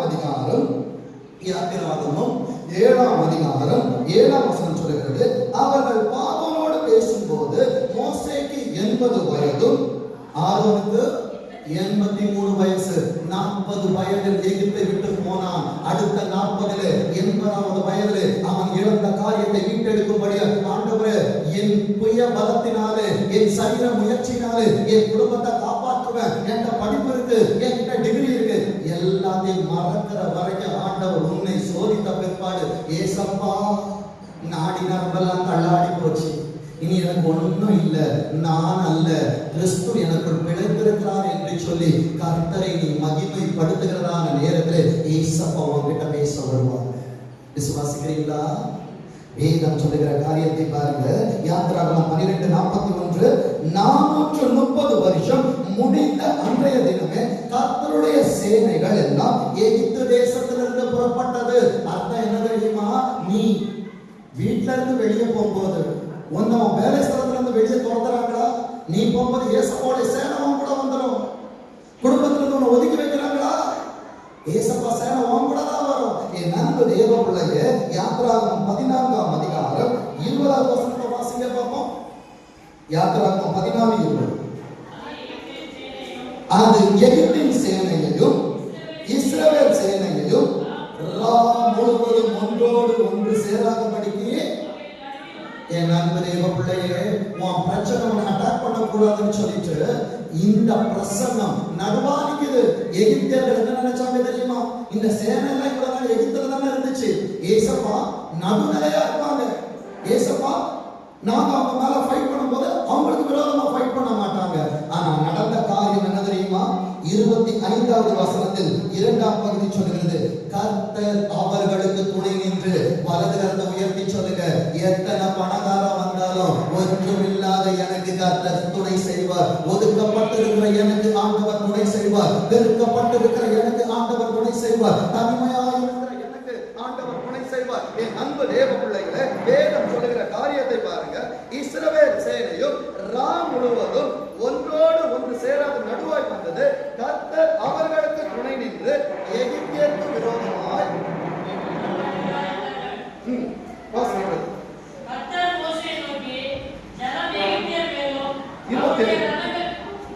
27ஆம் வசனத்துல இரண்டாம் பகுதி வாசிங்க. கர்த்தர் அவர்களை கடலின் நடுவே என்ன பண்ணாரு? கவிழ்த்து போட்டார். அர்த்தம் என்ன தெரியுமா? மோசேய நைல் நதியில போட்டு அமுக்கணும்னு நினைச்சாங்க.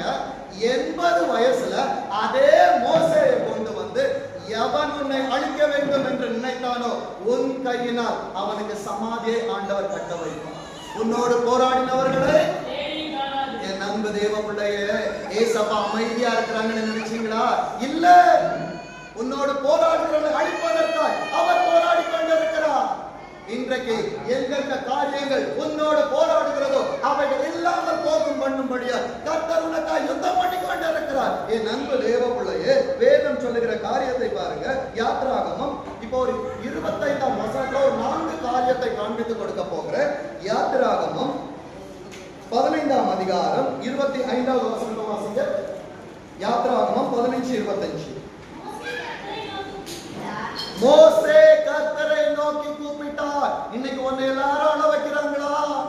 இன்னைக்கு எல்லாரும் உன்னை காயப்படுத்துறாங்களா? இந்த சத்தம் ஏசப்பா கிட்ட போச்சுன்னா நடக்கிற காரியம் என்ன தெரியுமா? வாசிங்க. ஒரு மரத்தை காண்பித்தார். ஆண்டவர் எல்லாருக்கும் காட்ட மாட்டாரு. ஊழியக்காரங்கிட்ட தான் பேசுவாரா?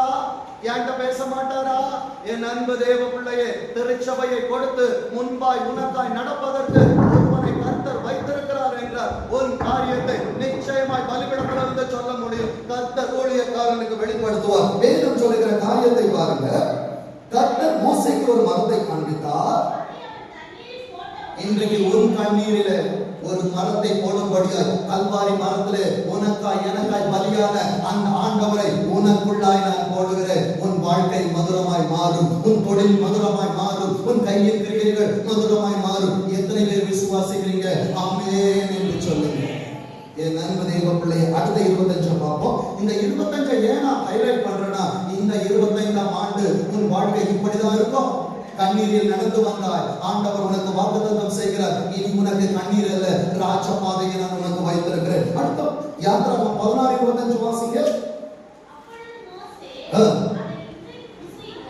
அதை இன்றைக்கு ஏசப்பா, இன்னைக்கு நான் வந்திருக்கிற மன்னாவை புசிக்க போற ஆண்டவர் உங்களுக்கு கொடுக்கிறதான வார்த்தைகளை புசிங்க.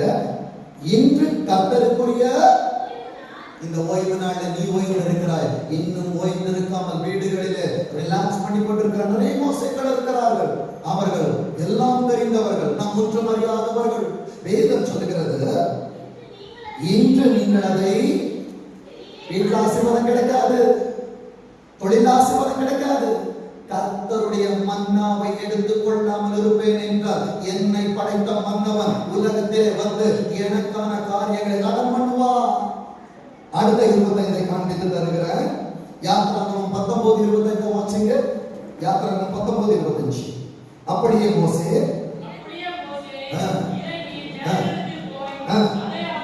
ஏசப்பா சொன்னத இந்த நாளிலே தேவ சமூகத்தில் உனக்கு அறிவித்துக் கொண்டிருக்கிறேன். இப்போ வாசிங்க. யாத்திராகமம் 23:25 வாசிங்க. உங்கள் தேவனாகிய கர்த்தரையே ஆண்டவர் சொல்ற வார்த்தை என்ன தெரியுமா? ஆண்டவரை மாத்திரம் சேவித்து பழகு. அடுத்தது, அவர் உன் அப்பத்தை தண்ணீரை ஆசீர்வதிப்பார். அப்பத்தை தண்ணீரை பேசினவர் அடுத்த வார்த்தை என்ன சொல்றாரு தெரியுமா? நீதிமொழிகளை கேட்டோம். எதுக்காக கவலைப்படுறோம்? பொருளாதாரம். அடுத்தது சரீரம்.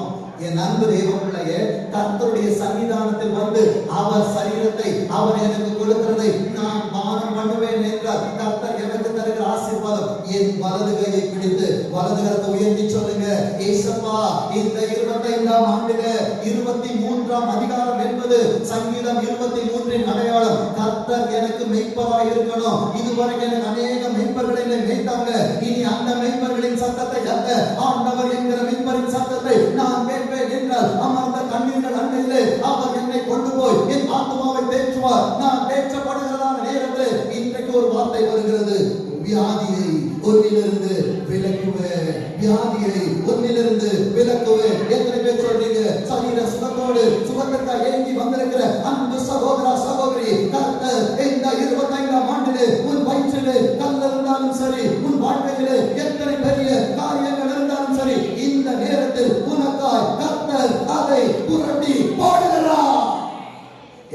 தேவ பிள்ளையே, அடுத்த காரியத்துக்கு வாங்க. யாத்திராகமம் 31ஆம் அதிகாரம் 15வது வசனத்தை வாசிங்க.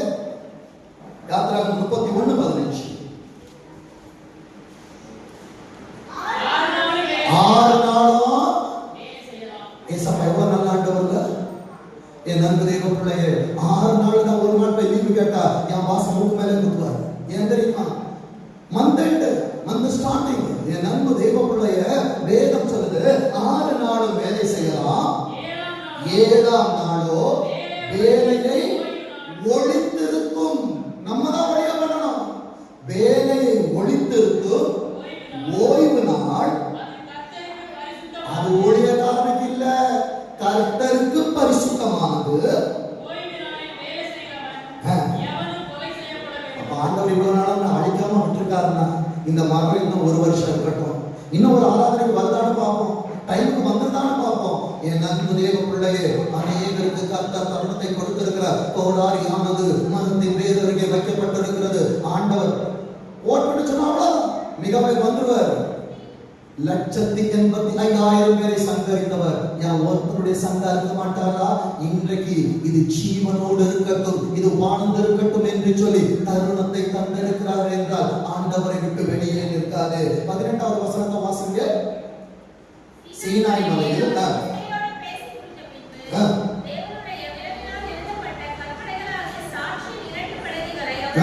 என் நண்பு தேவ பிள்ளையே, ஒவ்வொரு நாள் தேவ சமூகத்துல வார்த்தைகளை தேடி போகிற நேரத்துல கர்த்தர் எழுதி கொடுக்கிற காரியத்தை தான் இவங்க பேசுறது. சுயமாய் பேசுவதில்லை.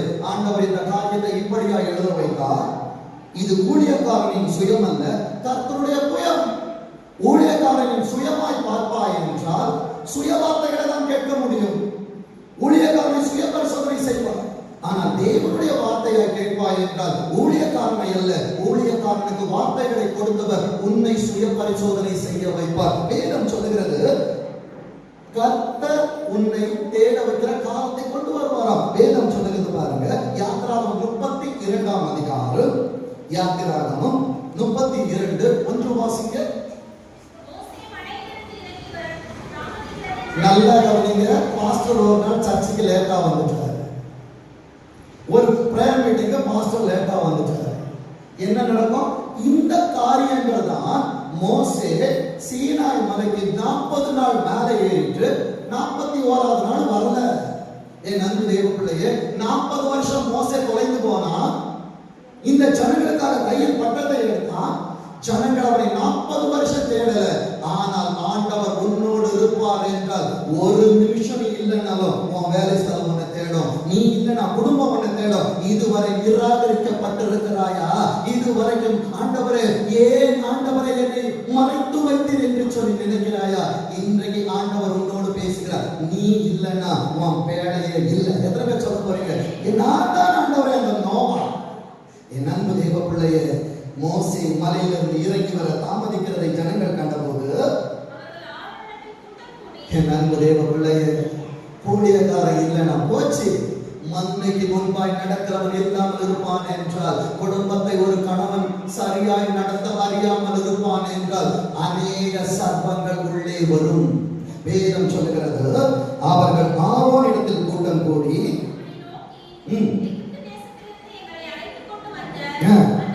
அந்த மோசே, எந்த மோசே? மிஸ்டர் மோசே எல்லாம் கிடையாது. பாஸ்டர் ஜிம்சனுக்கு என்ன ஆச்சோ தெரியாது. அவர் வருவாரு, கத்துவாரு. இன்னைக்கு அவர் எங்க போனாருன்னு தெரியாது. எனக்கு தேவ பிள்ளைகளை, கர்த்தர் அதை கவனித்துக் கொண்டிருக்கிறார். வேதம் சொல்லுகிற காரியத்தை பாருங்க. ஆதலால் நீர் எழுந்து எங்களுக்கு முன் செல்லும் தெய்வங்கள். இன்றைக்கு ஊழியக்காரனுக்கு பின்பாக நடந்ததான ஆட்டுக்குட்டிகள் இன்றைக்கு தங்களுக்கான போதகங்களை தெரிந்து கொள்ளுகிறார்கள். சாபம் குடும்பத்துக்குள் பிரவேசிக்கிறது, சாபம் தொழிலுக்குள் பிரவேசிக்கிறது. என் அன்பு தேவ பிள்ளைகளே, வேதம் சொல்லுகிறது பாருங்க. 9ஆம் வசனத்தை வாசிங்க.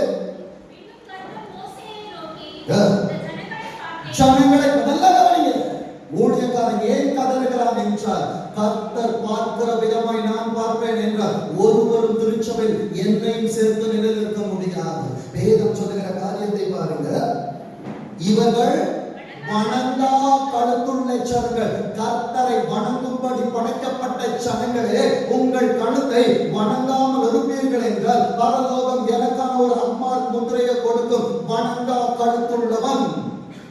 நான் வணங்கலன்னா ஆண்டவர் என்ன பண்ணுவார்? இன்னைக்கு நிறைய பேருக்கு நான் தான் சபை, நான் இல்லை என்றால் சபை இல்லை. என் அன்பு தேவ பிள்ளைகளே, அது நானா இருந்தாலும் சரி, நான் என்கிற எண்ணம் எனக்குள் வரும் என்றால் எனக்கு நானே சொல்லுகிறதான புத்திமதி என்ன தெரியுமா? 10வது வசனத்தை வாசிங்க. நான் என்று சொல்லுவேன் என்றால், ஆண்டவர் என்று சொல்லுவதற்கு பதில் நான் என்று சொல்லுவேன் என்றால், நான் இவர்களை அழித்து போடவும் நீ என்னை பேசப்ப யாருக்கு பெர்மிஷன் கேட்கிறார் பார்த்தீங்களா? என் அன்பு தேவ பிள்ளையே, ஊழியக்காரன் உனக்காய் உத்தரவாதம் செய்கிறபடியினால் ஆண்டவர் மோசேயிடம் பேசுகிறார். மோசே என்னை விட்டு. அடுத்த வார்த்தை சொல்லுகிறது, உன்னை பெரிய ஜாதியாக்குவேன். நோவாவா இருந்தா மோசே சொல்லியிருப்பாரு, ஏசப்பா அன்னைக்கு நோவாவை பெருசாக்கிட்டீங்க, இன்னைக்கு என் நிமித்தமாய் இந்த பூமி அறியப்பட வேண்டும் என்றால் என்னை உயர்வும் என்று சொல்லி இருப்பான். ஆனால் மோசே அப்படிப்பட்டவன் அல்ல, ஒரு ஊழியக்காரன் அப்படிப்பட்டவன் அல்ல, ஒரு தகப்பன் அப்படிப்பட்டவன் அல்ல. நான் மரித்தாலும் பரவாயில்லை, என் பிள்ளைகள் நிலைத்திருக்க வேண்டும் என்று சொல்லி கர்த்தருடைய பாதத்தில் விழுந்து கதறினான் மோசே. வேதம் சொல்லுகிறது 13ஆம் வசனத்தில் கடைசி வார்த்தையை வாசிங்க. கெஞ்சி பிரார்த்தித்தான். இன்னைக்கு ஊழியக்காரன் அழுது ஜெபிக்கிறானா, உருண்டு ஜெபிக்கிறானா, உருள வச்சு ஜெபிக்கிறானா தெரியாது. அது ஆண்டவருக்கும் ஊழியக்காரனுக்கும் உடையது. வேதம் சொல்லுகிறது 14ஆம் வசனத்தின் 2ஆம் பகுதி சொல்லுகிறது, அப்பொழுது கர்த்தர் தமது ஜனங்களுக்கு செய்ய நினைத்த தீங்கை செய்யாதபடிக்கு. என் அந்த தேவ பிள்ளையே, இதை இதுவரைக்கும் தேவனுடைய சன்னிதானத்திலிருந்து அவருக்கு முன்பாய் தயவாய் சொல்ல முடியும். என் பிள்ளைகளை அடிக்காதபடிக்கு உத்தரவாதம் செய்து கொண்டிருக்கிறேன் என்று. அடுத்த வார்த்தை சொல்லுகிறது பாருங்க, 15ஆம் வசனத்தை வாசிங்க. மோசே, ஆண்டவர் நேற்று கொடுத்த வசனங்களோடு உங்களுக்கு முன்பாய் வந்திருக்கிறேன். மோசே மலையிலிருந்து இறங்கினார். சாட்சி பலகைகள் 2 அவன் கையில் இருந்தது. அந்த பலகைகள் இருபுறமும் எழுதப்பட்டிருந்தது. தேவனுடைய பட்டை இருபுறம் உள்ள பட்டையும். என் அன்பு தேவ பிள்ளைகளே, அது பாலிஷ் பண்ண தெரியாது, அதற்கு மசாஜ் பண்ண தெரியாது, அதற்கு ஒரு சாதாராய் பேச தெரியாது. கர்த்தருடைய ஆவி உள்ளே வருகிறதான நேரத்தில் நடுநிலையாய் இருந்துதான் ஊழியக்காரனுக்கு பேச முடியும். யாராக இருக்கட்டும், ஆண்டவரே மனிதனுக்கு எவ்வளவு ஃபேவர் பண்ண உலகம் உனக்காக பேசும். ஆனால் திருச்சபைக்குள் நீ ஆண்டவருக்கு எத்தனை ஃபேவர் பண்ணாலும் நீ தவறு செய்வாய் என்றால் கர்த்தர் உன் சார்பில் இருக்க மாட்டார். கர்த்தர் உன் சார்பில் இல்லாத இடத்தில் ஊழியக்காரனும் அங்கே இருக்க மாட்டான். வேதம் சொல்லுகிற காரியத்தை பாருங்க. அவைகள் இந்த பக்கத்திலும் அந்த பக்கத்திலும் எழுதப்பட்டிருந்தது. 16வது வசனம், அந்த பலகைகள். மறுபடியும் சொல்றேன், இந்த டைரி காசு கொடுத்து வாங்கினது நானா இருப்பேன், ஆனால் எழுதினது அவராய் இருக்கிறார். சுயமாய் எழுதவில்லை. கர்த்தர் அங்கும் இங்கும் தேட வைத்து கொடுத்த வார்த்தைகளை சபையோடு போதித்துக் கொண்டிருக்கிற வேதம் சொல்லுகிறது, அவைகள் பதித்த எழுத்துக்கள் தேவனால் எழுதப்பட்ட எழுத்துமாய் இருந்தது. 19ஆம் வசனத்தின் 2ஆம் பகுதி சொல்லுகிறது, தன் கையில் இருந்த பலகைகளை மலையின் அடியிலே எரிந்து ஜனங்கள் வராவிட்டால் இருதயம் இப்படிதான் உடையும். இருதயம் என்கிற பலகை ஊழியக்காரனுக்கு உடைகிற நேரத்திலே, ஆண்டவரே என் பிள்ளைகள் செபிக்கவில்லை, ஆண்டவரே என் பிள்ளைகள் பிரகாரங்களில் இல்லை, என் பிள்ளைகள் தேவ சமூகத்தில் இல்லை என்று சொல்லுகிற நேரத்தில் அது கர்த்தருடைய வார்த்தைகளா இருந்தாலும் பிள்ளைகளுக்காக கண்ணீர் வடிக்கிற நேரத்தில் இருதயம் இப்படிதான் உடைகிறது. அப்பொழுது ஆண்டவர் சொன்னார், உடைகிறேன் அப்பா, முடியல, உடைக்கிறேன் ஆண்டவரே. நான் உடைக்கவில்லை என்றால் ஆண்டவர் அநேகரை உடைத்திருப்பார்.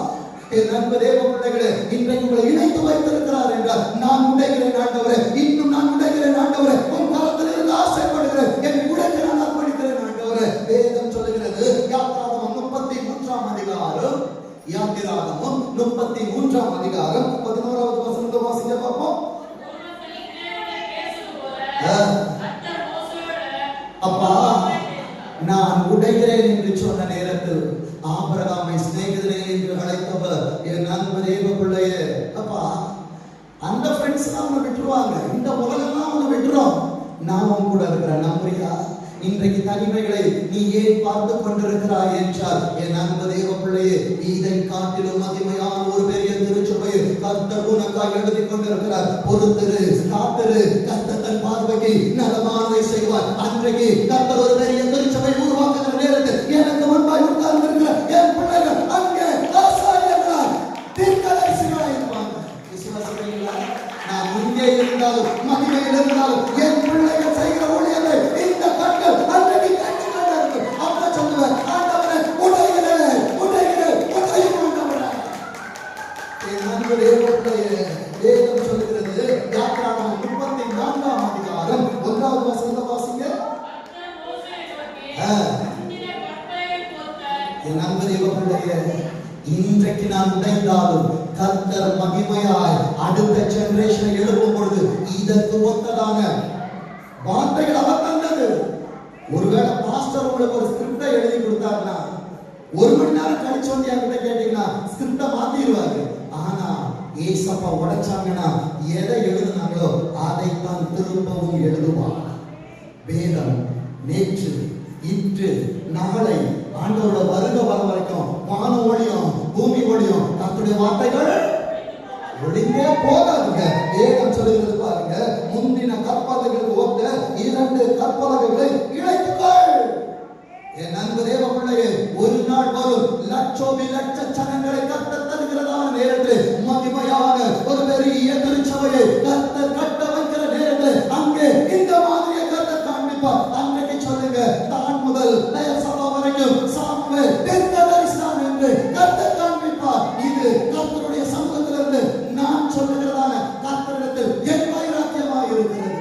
வேதம் சொல்லுகிற காரியத்தை பாருங்க, நீ உடைத்து போட்ட முந்தின பலகைகளின் வார்த்தைகளை, அப்பா நீ உடைச்சாலும் நான் அதான் திருப்பி எழுதுவேன்.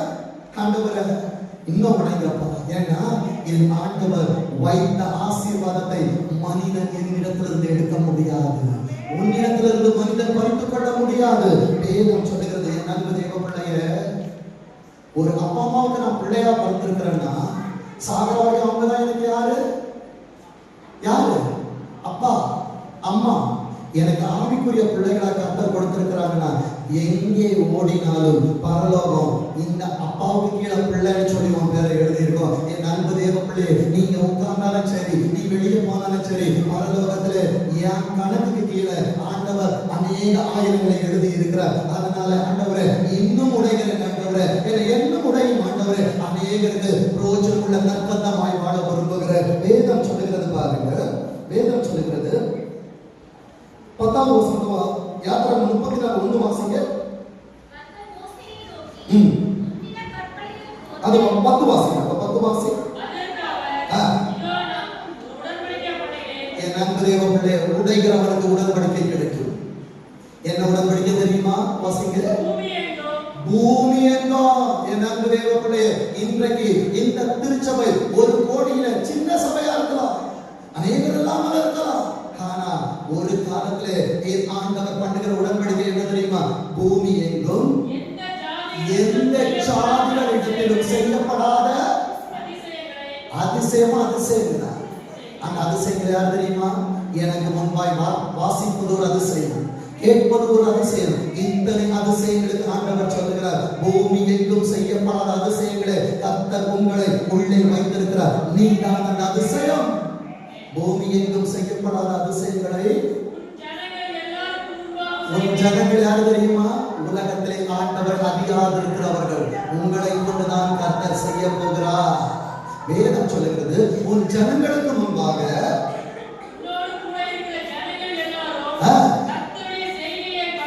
இது பின்னால வருது. ஆண்டவர் செய்ய போகிற சபையை கொண்ட தரிசனத்தை உட்கார்ந்து இருக்கிற சாட்சியின் பலகைகளை கர்த்தர் உங்கள் கண்களை பார்த்து அதை அனுபவிக்க வைப்பார். உன் கூட இருக்கிற ஜனங்கள் அதை காண்பார்கள். உன்னோடு கூட இருந்து பயங்கரமாயிருக்கும்.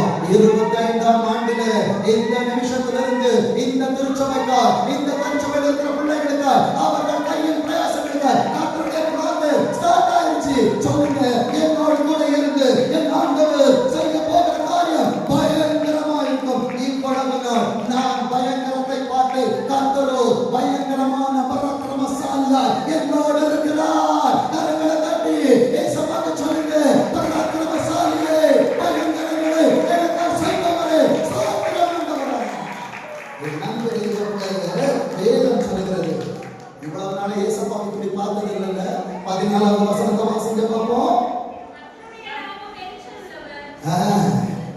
அம்பா பார்த்துட்டோம்ல, யாரை காமிச்சு கொடுக்கல, வேதத்துல இருந்து காமிச்சு கொடுக்கிற. மோசேயா இருந்தாலும் கர்த்தர் கணக்கு கேட்பார், ஊழியக்காரனாக இருந்தாலும் கர்த்தர் பொங்க விட்டு கணக்கு கேட்பார். வேதம் சொல்லுகிற காரியத்தை பாருங்க. கர்த்தருடைய நாமம் எரிச்சல் உள்ளவர் என்பது அவர் எரிச்சல் உள்ள தேவன். 24ஆம் வசனம் சொல்லுகிறது, உங்கள் எல்லைகளை விஸ்தாரமாக்குவேன். எத்தனை பேர் விசுவாசிக்கிறீங்க? என் கோணியின் எல்லைகள் விஸ்தாரமாக போகிறது, என் சபையின் எல்லைகள் விஸ்தாரமாக போகிறது, என் குடும்பத்தின் எல்லைகள் விஸ்தாரமாக போகிறது, என் கையின் பிரயாசங்கள் கர்த்தர் விஸ்தரிக்க போகிறார். இதுதாங்க பயங்கரம். வேதம் சொல்லுகிறது 28ஆவது வசனத்தை வாசிங்க. அங்கே அவன் அப்பம் புசியாமலும் தண்ணீர் குடியாமலும் இரவும் பகலும் 40 நாள் கர்த்தரோடு இருந்தார். 40 வருஷம் போன மோசே யாருக்கும் தெரியல. 40 நாள் மோசே இல்லைன்னா வாழ முடியாது. நீ இல்லாம உன் குடும்பம் நிலைக்க முடியாது, நீ இல்லாம தொழில் செய்ய முடியாது, நீ இல்லாம டார்கெட்டை உன் கம்பெனியால முடிக்க முடியாது. இன்னைக்கு டெஸ்ட் பண்ணி பாரு. பிரகாஷ் கேட்டா சொல்லுவான், டார்கெட்டை முடிச்சிட்டியா? 10ஆம் தேதியா முடிச்சிட்டேன்னா. எதனால முடிஞ்சது பிரகாஷ்? அண்ணா நான் காலையில வெளியே போனேன்னா பைக் வாசிக்காம போக மாட்டேன். அவன் சொன்ன சாட்சி அல்ல, 1ஆம் தேதி அருமையான மகன் சொன்ன சாட்சி. என் அன்பு தேவ பிள்ளையே, கணவனை குறித்து மனைவி சொல்ல முடியும் என்றால், நான் பரலோகம் போகும் பொழுது என்னை குறித்து ஆவியானவர் சொல்ல வேண்டாமா? அவர் எனக்குள்ளே தங்கி இருக்கிறாரே, நான் செய்வதை பார்க்கிறாரே, அவர் எனக்குள்ளா இருந்து நான் செய்கிற காரியங்களை ஆராய்கிறவர். பிதாவினிடத்திலே கணக்கு சொல்லுவாரே. என்னை குறித்து அவர் சொல்லுகிற நேரத்திலே இவன் உடைகிறான், உடைத்தாலும் அவன் தன்னை அர்ப்பணிக்கிறார். உருவாக்கும் ஆண்டவரே. ஆண்டவர் சொல்லுகிறார், இந்த நேரத்திலிருந்து நான் உன்னை உருவாக்கி கொண்டிருக்கிறேன். வேதம் சொல்லுகிற காரியத்தை பாருங்க. அவன் 10 கற்பனையாகிய உடன்படிக்கையின் வார்த்தைகளை ஏசப்பா எழுதி கொடுத்தப்ப கை வலிக்கல. ஆண்டவரை ஜனங்கள்லாம் தப்பு பண்ணுது, தூக்கி கூட உடைச்சான். இப்போ உட்கார்ந்து எழுது, வார்த்தை மாறாது, ஆனா என் கையினால எழுதுறோம். இதுதாங்க ஒவ்வொரு நாளும் தைரியம் கொண்டு வந்து எழுத சொல்ல தெரியுமா? ஆண்டவரை அதை கேட்கும் போது அதோட வலி தெரியாது. எழுதி பார்க்கும்போது ஏசப்பா தரிசனத்தை கொடுப்பாரு. அந்த தரிசனம் இன்னைக்கு ஏன் நிறைவேற தெரியுமா? இன்னும் அவை வேதத்தில் எழுத்துக்களாய் இருக்கிற படியினாலே உன் வாழ்க்கை நிறைவேறவில்லை. அந்த வேதத்தில் இருக்கிற எழுத்துக்களை உன் பலகையில உனக்கு தேவையான நீ எழுதிவாரு. என் அன்பு தேவ பிள்ளைய, பிரகாஷ் சாப்பிட்டான்னா ஏஞ்சலுக்கு வயது ரொம்ப இருக்கும். நான் சாப்பிட்டேனா? நான் தூங்கிட்டேன், என் மனைவி தூங்க வேண்டாம். யாராவது சொல்ல முடியுமா? என் அன்பு தெய்வ பிள்ளைய, எனக்கானதை நான் தான் எழுதி கொள்ள வேண்டும். என் தரிசனம் வேறு, மற்றவர்களின் தரிசனம் வேறு. என் தரிசனத்தை ஆண்டவர் எனக்கு ஏற்றால் சமயத்துக்கு ஏற்ற வார்த்தைகளை தருகிறவர் அவர். என் அன்பு தெய்வ பிள்ளைய, வேதம் சொல்லுகிறது அந்த 10 கற்பனைகள் எங்க இருக்கு தெரியுமா? யாத்திராகமம் 20ஆம் அதிகாரத்துல 3ஆவது வசனத்துல இருந்து 17ஆவது வசனம் வரைக்கும் வீட்டுல போய் வாசிச்சு பாருங்க. ஏசப்பா அவர் உண்டாக கடவுள் அவ்வளவு பலகை வந்துருச்சு, அதோட வலி தெரியாது. இப்ப ஆண்டவர் அவனை உட்கார வச்சு உள்ளும் புறமும் எழுதும். ஆண்டவரை பேப்பர் சின்னதா இருக்கு, ஆண்டவர் சின்னதா எழுது. ஆண்டவருக்கு கையெழுத்து நல்லா இருக்காது, நான் படிச்சா போதும். என் நண்ப தேவ பிள்ளைய, இதுவரை உன் கையில் உடைத்து போட்ட சாட்சியின் பலகைகள் இருக்கு. டைரி யூஸ் பண்ண நிறைய பேர் வீட்டுல தூக்கி போட்டுச்சோம். உடைத்த பலகைகள் வருகிற வாரத்தில் மறுபடி இழைத்து கொண்டு வாங்க. ஸ்டேஷனரியில போய் வாங்கி கொண்டு வாங்க. ஏசப்பா ஊழியக்காரன் சொல்றதை எழுதாதீங்க, ஏசப்பா சொல்றதை எழுதி பாருங்க. என் அன்பு தேவ பிள்ளையே, வருடம் முடிவதற்குள் அதை உனக்கு முன்பாய் நிற்க வைத்து ஆண்டவர் அபிஷேகித்து காட்டுவார். வேதம் சொல்லுகிற காரியத்தை பாருங்க. யாத்திராகமம் 34ஆம் அதிகாரம், யாத்திராகமம் 34ஆம் அதிகாரம் 32ஆம் வசனத்தின் 2ஆம் பகுதி சொல்லுகிறது, அப்பொழுது அவன் சீனாய் மலையில் என் அன்பு தேவ பிள்ளையே, சுயமாய் வந்து சொல்றது இல்ல. ஏசப்பா எதை சொல்றாங்களோ, சிலருக்கு ஆசீர்வாதமா இருக்கும், சிலருக்கு குத்துவது போல இருக்கும், சிலருக்கு ஆண்டவரே இன்னும் கிடைக்காதா என்பது போல இருக்கும், சிலருக்கு ஏன் ஆண்டவரே எனக்கு நான் சர்ச்சைக்கு வந்தேன் என்பதை போல இருக்கும். என் அன்பு தேவ பிள்ளைகளை, என் ஆண்டவர் யார் யாருக்கு என்ன வார்த்தையோ ஆசீர்வதிக்கப்படுகிறேன் என்றால் அது எனக்கு ஆசீர்வாதமா இருக்குன்னா, நான் தேவனுடைய கையில அலங்காரமான கிரீடமா இருக்கிறார், அது எனக்கு வலிக்குதுன்னா தேவனை விட்டு நான் விலகி நிற்கிறேன் என்று அர்த்தம். என் மேல கோவப்பட்டாலும் பரவாயில்ல, ஆனா பரலோகத்துக்கு வந்து சேர்ந்துருங்க. வேதம் சொல்லுது 35ஆம் அதிகாரத்துல 5ஆம் வசனம் சொல்லுகிறது பாருங்க, வாசிங்க. உங்களுக்கு உண்டானதுல ஆண்டவர் எவ்வளவு கேட்கிறார் தெரியுமா? நீ சம்பாதிக்கிறது எல்லாத்தையும் என்கிட்ட கொண்டு வந்து கொடுன்னு கேட்கிறார். உங்களுக்கு உண்டானதுல ஒரு காணிக்கை 10 ஒன்று. அதுக்கு அடுத்ததுல ஆண்டவர் ஒரு டர்ம்ஸ் அண்ட் கண்டிஷன்ஸ் வைக்கிறாரு. மனம் உள்ளவன் எவனோ அவன் அதை கொண்டு வரட்டும். ஆண்டவருக்கு எனக்கு நிறைய போராட்டம். ஏசப்பா, என் சம்பளத்தை ஏன் குறைக்கிறீங்க? நிறைய பார்த்த இடம் அல்லவா, அநேக கொடுத்த கரங்கள் அல்லவா, ஏன் ஆண்டவர்? ஆண்டவர் நேற்று உட்கார வைத்து கற்றுக் கொடுத்தது, மனமுள்ளவன் கொண்டு வரட்டும். அவன் கொண்டு வரவில்லை என்றால் அவனிடத்தில் வாங்குவதற்கு எனக்கு பிரியமில்லை. நீயே உடைகிறா. என்னைக்காவது போய் யார் வீட்லயாவது கையெழுந்து வச்சா இல்ல. என் பிள்ளைக்கு ஃபீஸ் கட்ட காசு கொடுக்க இல்ல.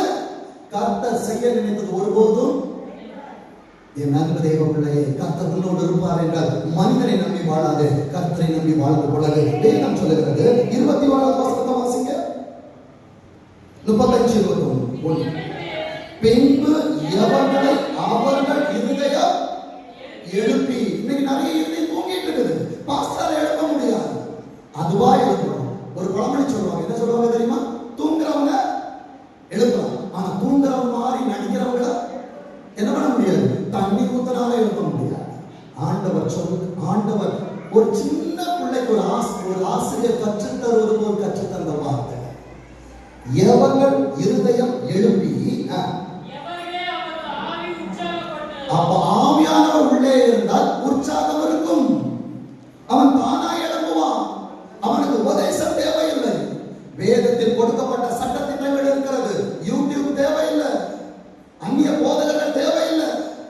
கர்த்தரால் கொடுக்கப்படுகிற வார்த்தைகள் போதும். வேதம் சொல்லுகிறது, எவர்கள் ஆவி உற்சாகப்படுத்தினதோ அவர்கள் எல்லாரும் ஆசரிப்பு கூடாரம். இன்றைக்கு நீ உட்கார்ந்து இருக்கிற சபையில் அநேக வரவு செலவு இருக்குது. நான் சந்திக்கணும். என் வீட்டுக்கு நான் 31ஆம் தேதி ஆச்சுன்னா 10ஆம் தேதிக்குள்ள வாடகை கொடுக்கணும். ஆனா தேவனுடைய வீட்டிற்கு நான் கொடுக்கணும். சொந்த சபை தான், ஆனா தேவைகள் இருக்கிறது. என் அன்பு தெய்வ பிள்ளையே, ஒயிட் வாஷ் பண்ணணும். என்ன பண்ண போறோம்? ஆண்டவர் நீ சந்திக்கிறவர்கள் இந்த வாஷ் அப்படியே இருக்கணும். ஆண்டவர் தரைப்படாமல் பாதுகாத்துக் கொள்வாராக. என் அன்பு தெய்வ பிள்ளையே, வேதம் சொல்லுகிறது, ஆசரிப்பு கூடாரத்தின் வேலைக்கும் பரிசுத்த வஸ்திரம், கம்யூனியனுக்கு போடுற வஸ்திரமா இருந்தாலும், டேபிள்ல விரிக்கிற கிளாத்தா இருந்தாலும், வேதம் சொல்லுகிறது ஏற்றவைகளை ஊழியக்காரன் கொண்டு வந்தான் இருக்குதா? தயவாய் சொல்லுகிறேன்.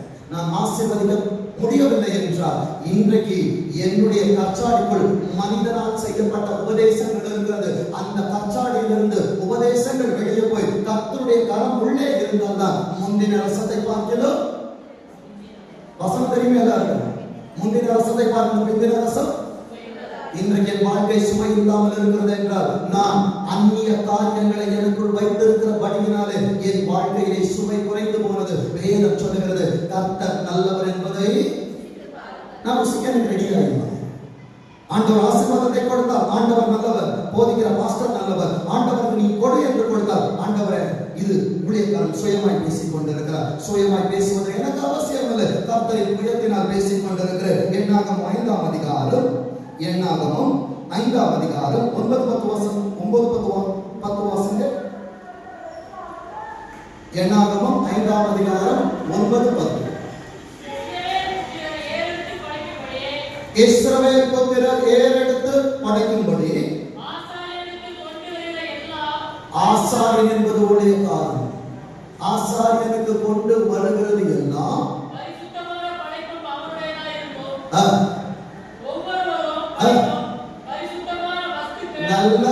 ஒவ்வொருவரும் திருச்சபைக்குள்ளாய் கர்த்தரை தேட வருகிற ஒவ்வொருவரும் கர்த்தருக்கு சொல்லுகிற காரியத்தின்படி தன்னை பரிசுத்தம் பண்ணி இருக்க வேண்டும். அடுத்த வார்த்தை,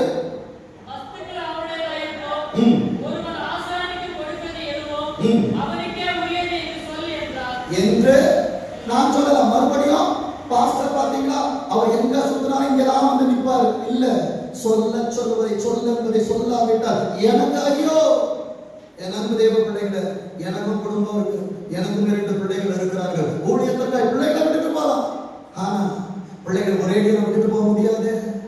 எனக்கு ஐயோ என்கிற இடத்தில் நான் வந்து நின்று விடக்கூடாது. கர்த்தர் கோடிட்டு காண்பிப்பது. ஒரு வாரம் மனைவியாட்ட போராடிட்டு இனி திருச்சபையில காணிக்கை குறித்து நீங்க பேசக்கூடாது. ஏன்டா உடன்படிக்கை பண்ணுங்க, தசம பாகத்தை நீங்க கேட்காதீங்க. நேற்று இரவு பேசுறது ஆண்டவரே எனக்கு கொடுத்த சரீரத்துல விலா எலும்பை இப்படி சொல்லுது. விலா எலும்பை காட்டிலும் விலா எலும்பை கொடுத்தவர் சொல்லுவதை சொல்லாமல் போவேன் என்ற என் அன்பு தேவ பிள்ளை, எனக்கும் ஐயோ எலும்புக்கு ஐயோ. வேதம் சொல்லுகிறது பாருங்க, என்னாகமம் 30ஆம் அதிகாரம் 2ஆம் வசனத்தை வாசிங்க. என்னாகமம் 30:2. என்னாகமம் 30ஆம் அதிகாரம் 2ஆம் வசனம்.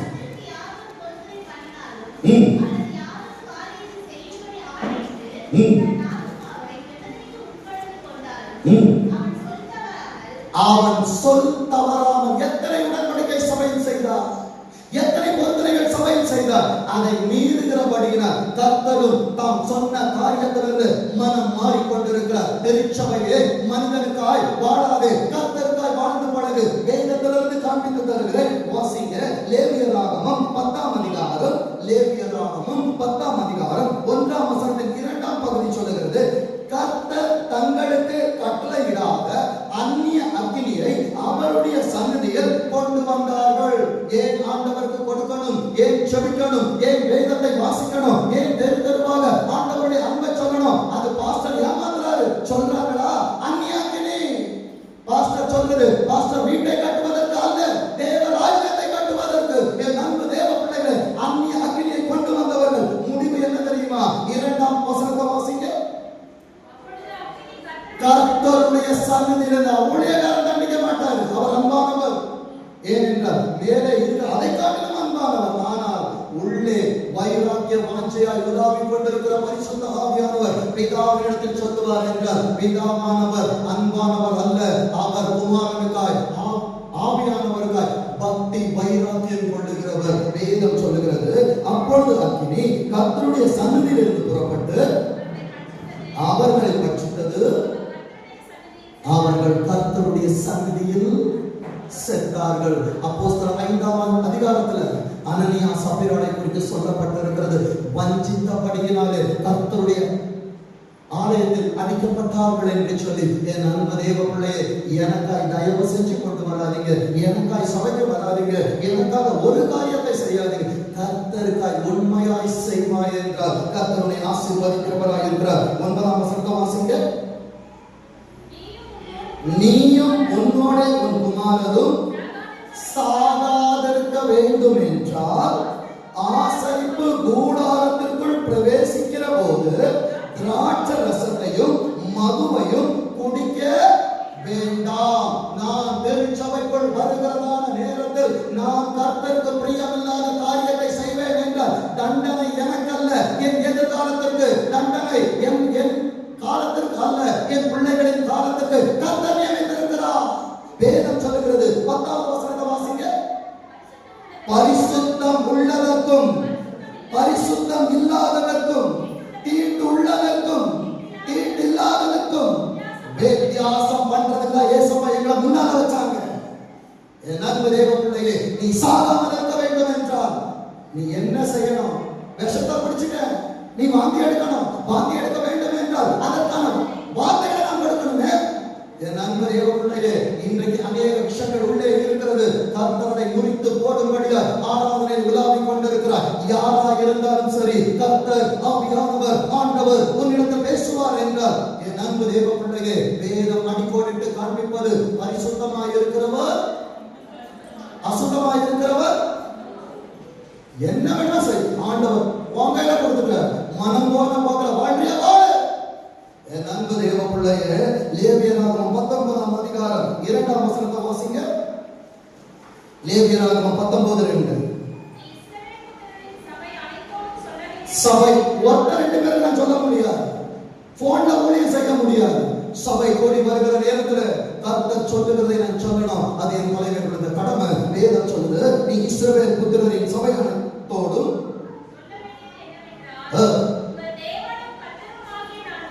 ஆண்டவர் யாரு? ஆண்டவர் யாரு? பரிசுத்தர். ஆகையால் நீங்களும் பரிசுத்தராக இருங்கள். எங்க அப்பா பரிசுத்தர்னா பிள்ளைங்க பரிசுத்தரா இருக்கணும். அடுத்த வார்த்தை 16 வாசிங்க. ஜனங்களுக்குள்ளே, குடும்பத்துக்குள்ள, திருச்சபைக்குள்ள, வேலை ஸ்தலத்துக்குள்ள எப்படி திருச்சபைக்குள் வருகிறதா நேரத்துல திராட்சை ரசமும் மதுவும் குடிக்க கூடாதோ, அதே போல ஒரு குடும்பத்துக்குள்ள, ஒரு திருச்சபைக்குள்ள, வேலை செய்கிறதான வேலை ஸ்தலத்துக்குள்ளே வேதம் சொல்லுகிறது, அங்கும் இங்கும் கோல் சொல்லி திரியாயாக, பிறருடைய இரத்தப்பழி உட்பட வேண்டாம், நான் கர்த்தர். நீ மற்றவர்களை குறித்து கோல் சொல்லுவாய் என்றால் தாயினுடைய இரத்தப்பழிக்கு அது சமமாய் இருக்கிறது. தாயினுடைய என் அன்பு தேவனுடைய ஆபேலுடைய இரத்தம் பூமியிலிருந்து கூப்பிடும் என்றால் யாரை குறித்து நான் பேசுகிறேனோ அந்த இரத்தப்பழி நீ பேசுகிற இடத்திலிருந்து கர்த்தரை நோக்கி கூப்பிடும். இதனால் தான் ஆண்டவரை என்னால் ஆசீர்வதிக்க ஆண்டவரால் முடியவில்லை. அடுத்தது வார்த்தை சொல்லுகிறது, 19ஆம் வசனத்தை வாசிங்க.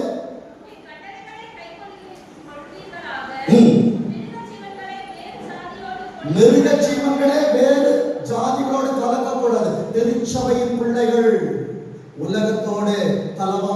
ஒரு மிருகத்திற்கு ஆண்டவர் இத்தனை சட்டத்திட்டங்களை வைத்திருப்பார் என்றால் தன் கரத்தினால் படைத்த எனக்கு எத்தனை காரியங்களை நியமித்திருப்பார். வேதம் சொல்லுகிறது, உன் வயலிலே வெவ்வேறான விதைகள் கலப்பட இருக்கக்கூடாது. பாஸ்டர் பார்க்கும்போது ஒரு பேச்சு, விசுவாசியை பார்க்கும்போது ஒரு பேச்சு, உலகத்தை பார்க்கும்போது ஒரு பேச்சு, உறவுகளை பார்க்கும்போது ஒரு பேச்சு. என் வயல், என் குடும்பம், என் சபை, என்னுடைய கையின் பிரயாசம் ஆசீர்வதிக்கப்படவில்லை என்றால் ஒரே விதை வேதத்தில் இருக்கிறதான வசனங்கள் என்னிடத்தில் இல்லை. அநேக விதைகளை கலப்படமாய் இருதயம் என்கிறதான இடத்திலிருந்து நான் எடுத்து விதைக்கிறபடியினாலே நல்ல விதைகளோடு களைகள் முளைக்கிறது. ஆசீர்வாதத்தை கண்கள் பார்க்க முடியல. வேதம் சொல்லுகிறது பாருங்க, உன் வயலிலே வெவ்வேறு வகையான விதைகளை கலந்து கலப்படம் செஞ்சிடாத. ஏசப்பா கலப்படம் இல்லாத ஞான பாலை கொடுத்து கொண்டிருக்கிறார். அதுல உலகத்துல பாலகரத்தை ஒண்ணு தண்ணி ஊத்திடுவான். ஏசப்பாவுடைய வசனத்துக்குள்ள கூட்ட செஞ்சிடாத, குறைக்க செஞ்சிடாத. பாஸ்டர் சொன்னதா சொல்லு, விசுவாசி சொன்னதா சொல்லு. தைரியம் இருக்கிற நேரம் மூஞ்சிக்கு நேரம் பேசுங்க, யாரா இருந்தாலும் சரி. என் அன்பு தேவ பிள்ளைகளே, வேதம் சொல்லுகிறது, லேவியராகமம் 22ஆம் அதிகாரம் 32வது வசனத்தை வாசிங்க. என் நாமத்தை பரிசுத்த குலைச்சலாக்காதிருப்பீர்களாக, நான் இஸ்ரவேல் புத்திரர் நடுவே பரிசுத்தர் என்று மதிக்கிறோமா மிதிக்கிறோமா? தேவனுடைய ஆலயத்துக்கு அவரை மதிக்க வருவாய் என்றால் சத்ருவை மிதிக்க மாட்டான். ஆண்டவருடைய நாமத்தை மிதிப்பாய் என்றால் நீ வெளியே போவதற்கு முன் ஆயிரம் பிரச்சனைகளை நீ மிதிக்க காத்து கொண்டிருக்கும். இன்றைக்கு நான் மதிக்கப்படுகிறேனா மிதிக்கப்படுகிறேனா? நான் உங்களை பரிசுத்தமாக்குகிற ஏசப்பட்ட கேளுங்க. ஆண்டவரே, நான் மதிக்கப்பட வேண்டும் என்றால் உங்க ஆலயத்தை நான் மிதிக்க கூடாது. அடுத்த வார்த்தை சொல்லுகிறது, என்னாகும் 12ஆம் அதிகாரம் 2ஆம் வசனத்தை வாசிங்க. என்னாகும் 12:2 வாசிங்க. ஏசப்பா ஊழியக்காரன்ட்ட தான் பேசுவாரா?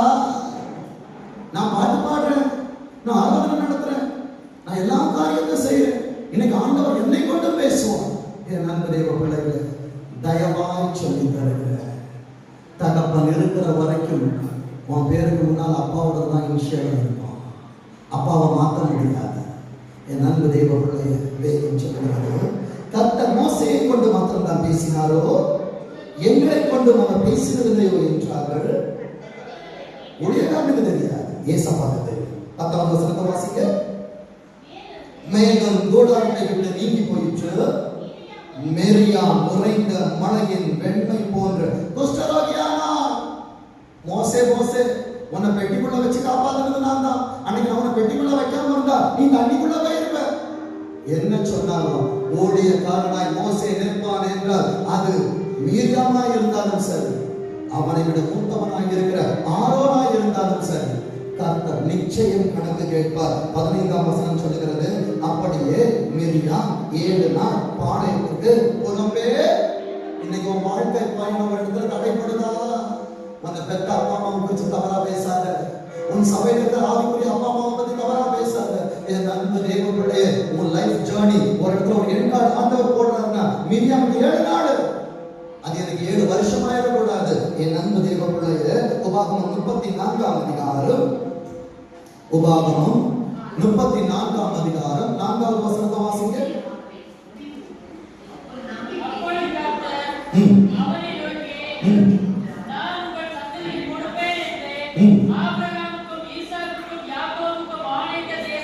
தேசம் இதுதான், இந்த சபைதான் 25ஆம் ஆண்டிலே கர்த்தரை இங்கே உட்கார வைத்திருக்கிறார் என்ற முற்பிதாக்களுக்கு கொடுத்தவர் இன்றைக்கு முன்னே கானான் என்கிற திருச்சபை உட்கார வைத்திருக்கிறார். வெளியே போன நினைக்காத பிரதர் சிஸ்டர், அங்க இவ்வளவு பெரிய சர்ச்சு, அங்க இவ்வளவு ஃபேன் ஓடுது, அங்க ஏசி இருக்குது, அங்க டிவி இருக்குது, எல்லாம் இருக்கட்டும். இங்கே ஆண்டவர் இருக்கிறார். தயவாய் சொல்லுகிறேன், இங்கே ஆண்டவர் இருக்கிறார். உன்னை ஆண்டவர் எந்த ஸ்கூல்ல உனக்கு அட்மிஷன் போட்டிருக்கிறார், அங்க ஹெட்மாஸ்டர் அவர்தான். என் அன்பு தேவ பிள்ளை, அநேக ஸ்கூல்கள் இருக்கு. கர்த்தர் ட்ரெயின் கொடுத்து உன்னை எந்த ஸ்கூல்ல சேர்த்திருக்கிறார்னா உனக்கான சிலபஸ் இங்கதான் இருக்குது. என் அன்பு தேவ பிள்ளையே, வேதம் சொல்லுகிற வார்த்தையை பாருங்க. ஆணையிட்ட தேசம் இதுதான்.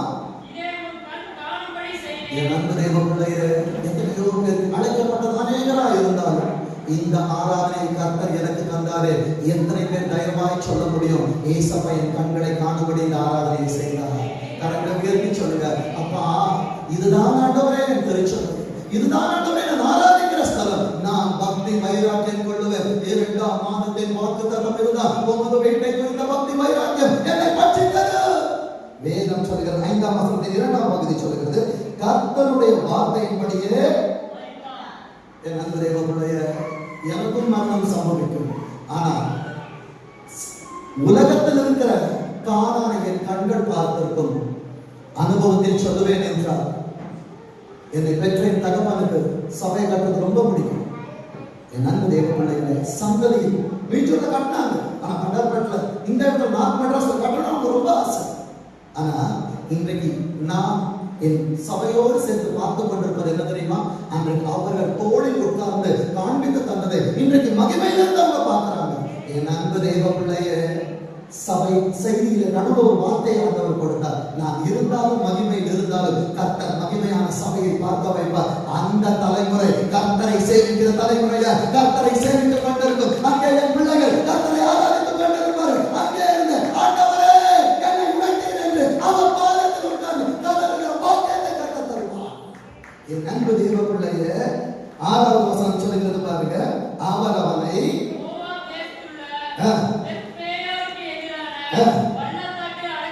எவ்வளவு பெரிய பாக்கியம், மனுஷன் தூக்கிட்டு போல ஏசப்பா தன் கையினால் சுமந்து கொண்டு போனார்.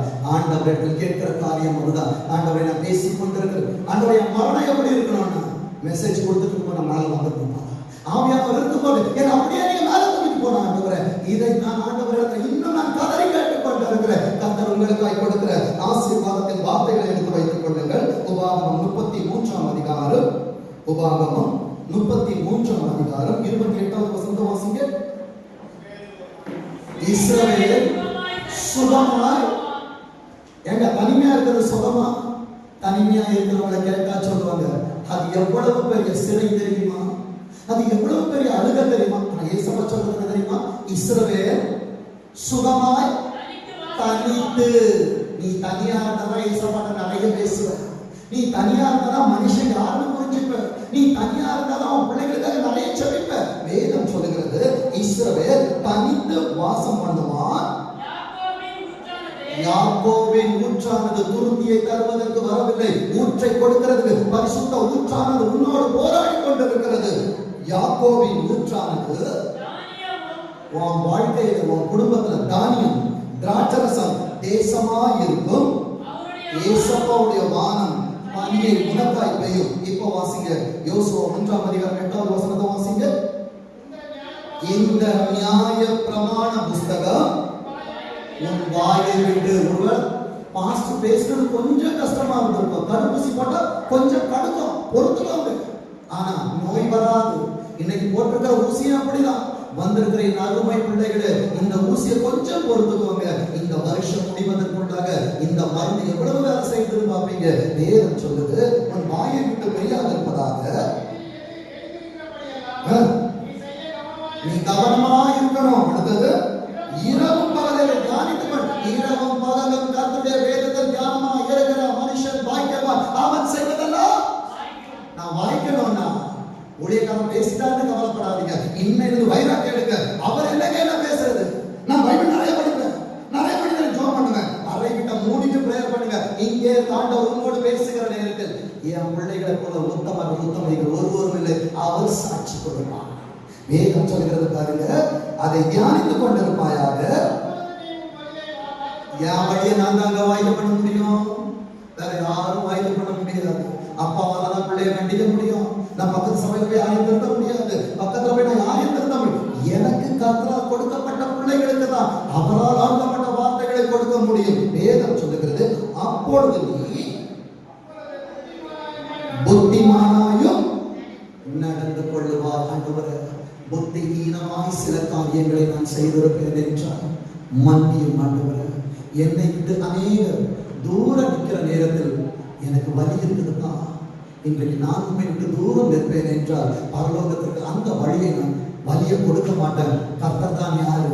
நானே வழியும் சத்தியமும் ஜீவனுமாய் இருக்கிறேன். இந்த வழியில வந்துருங்க, வலி உங்களை விட்டு போயிடும், ஜீவன் உங்களுக்குள்ளாய் வந்துடும். கர்த்தர் உங்களை பரலோகத்தில் கூட்டி சேர்ப்பார். கர்த்தர் தாமே வார்த்தைகளை ஆசீர்வதிப்பாராக. ஆமென், ஆமென்.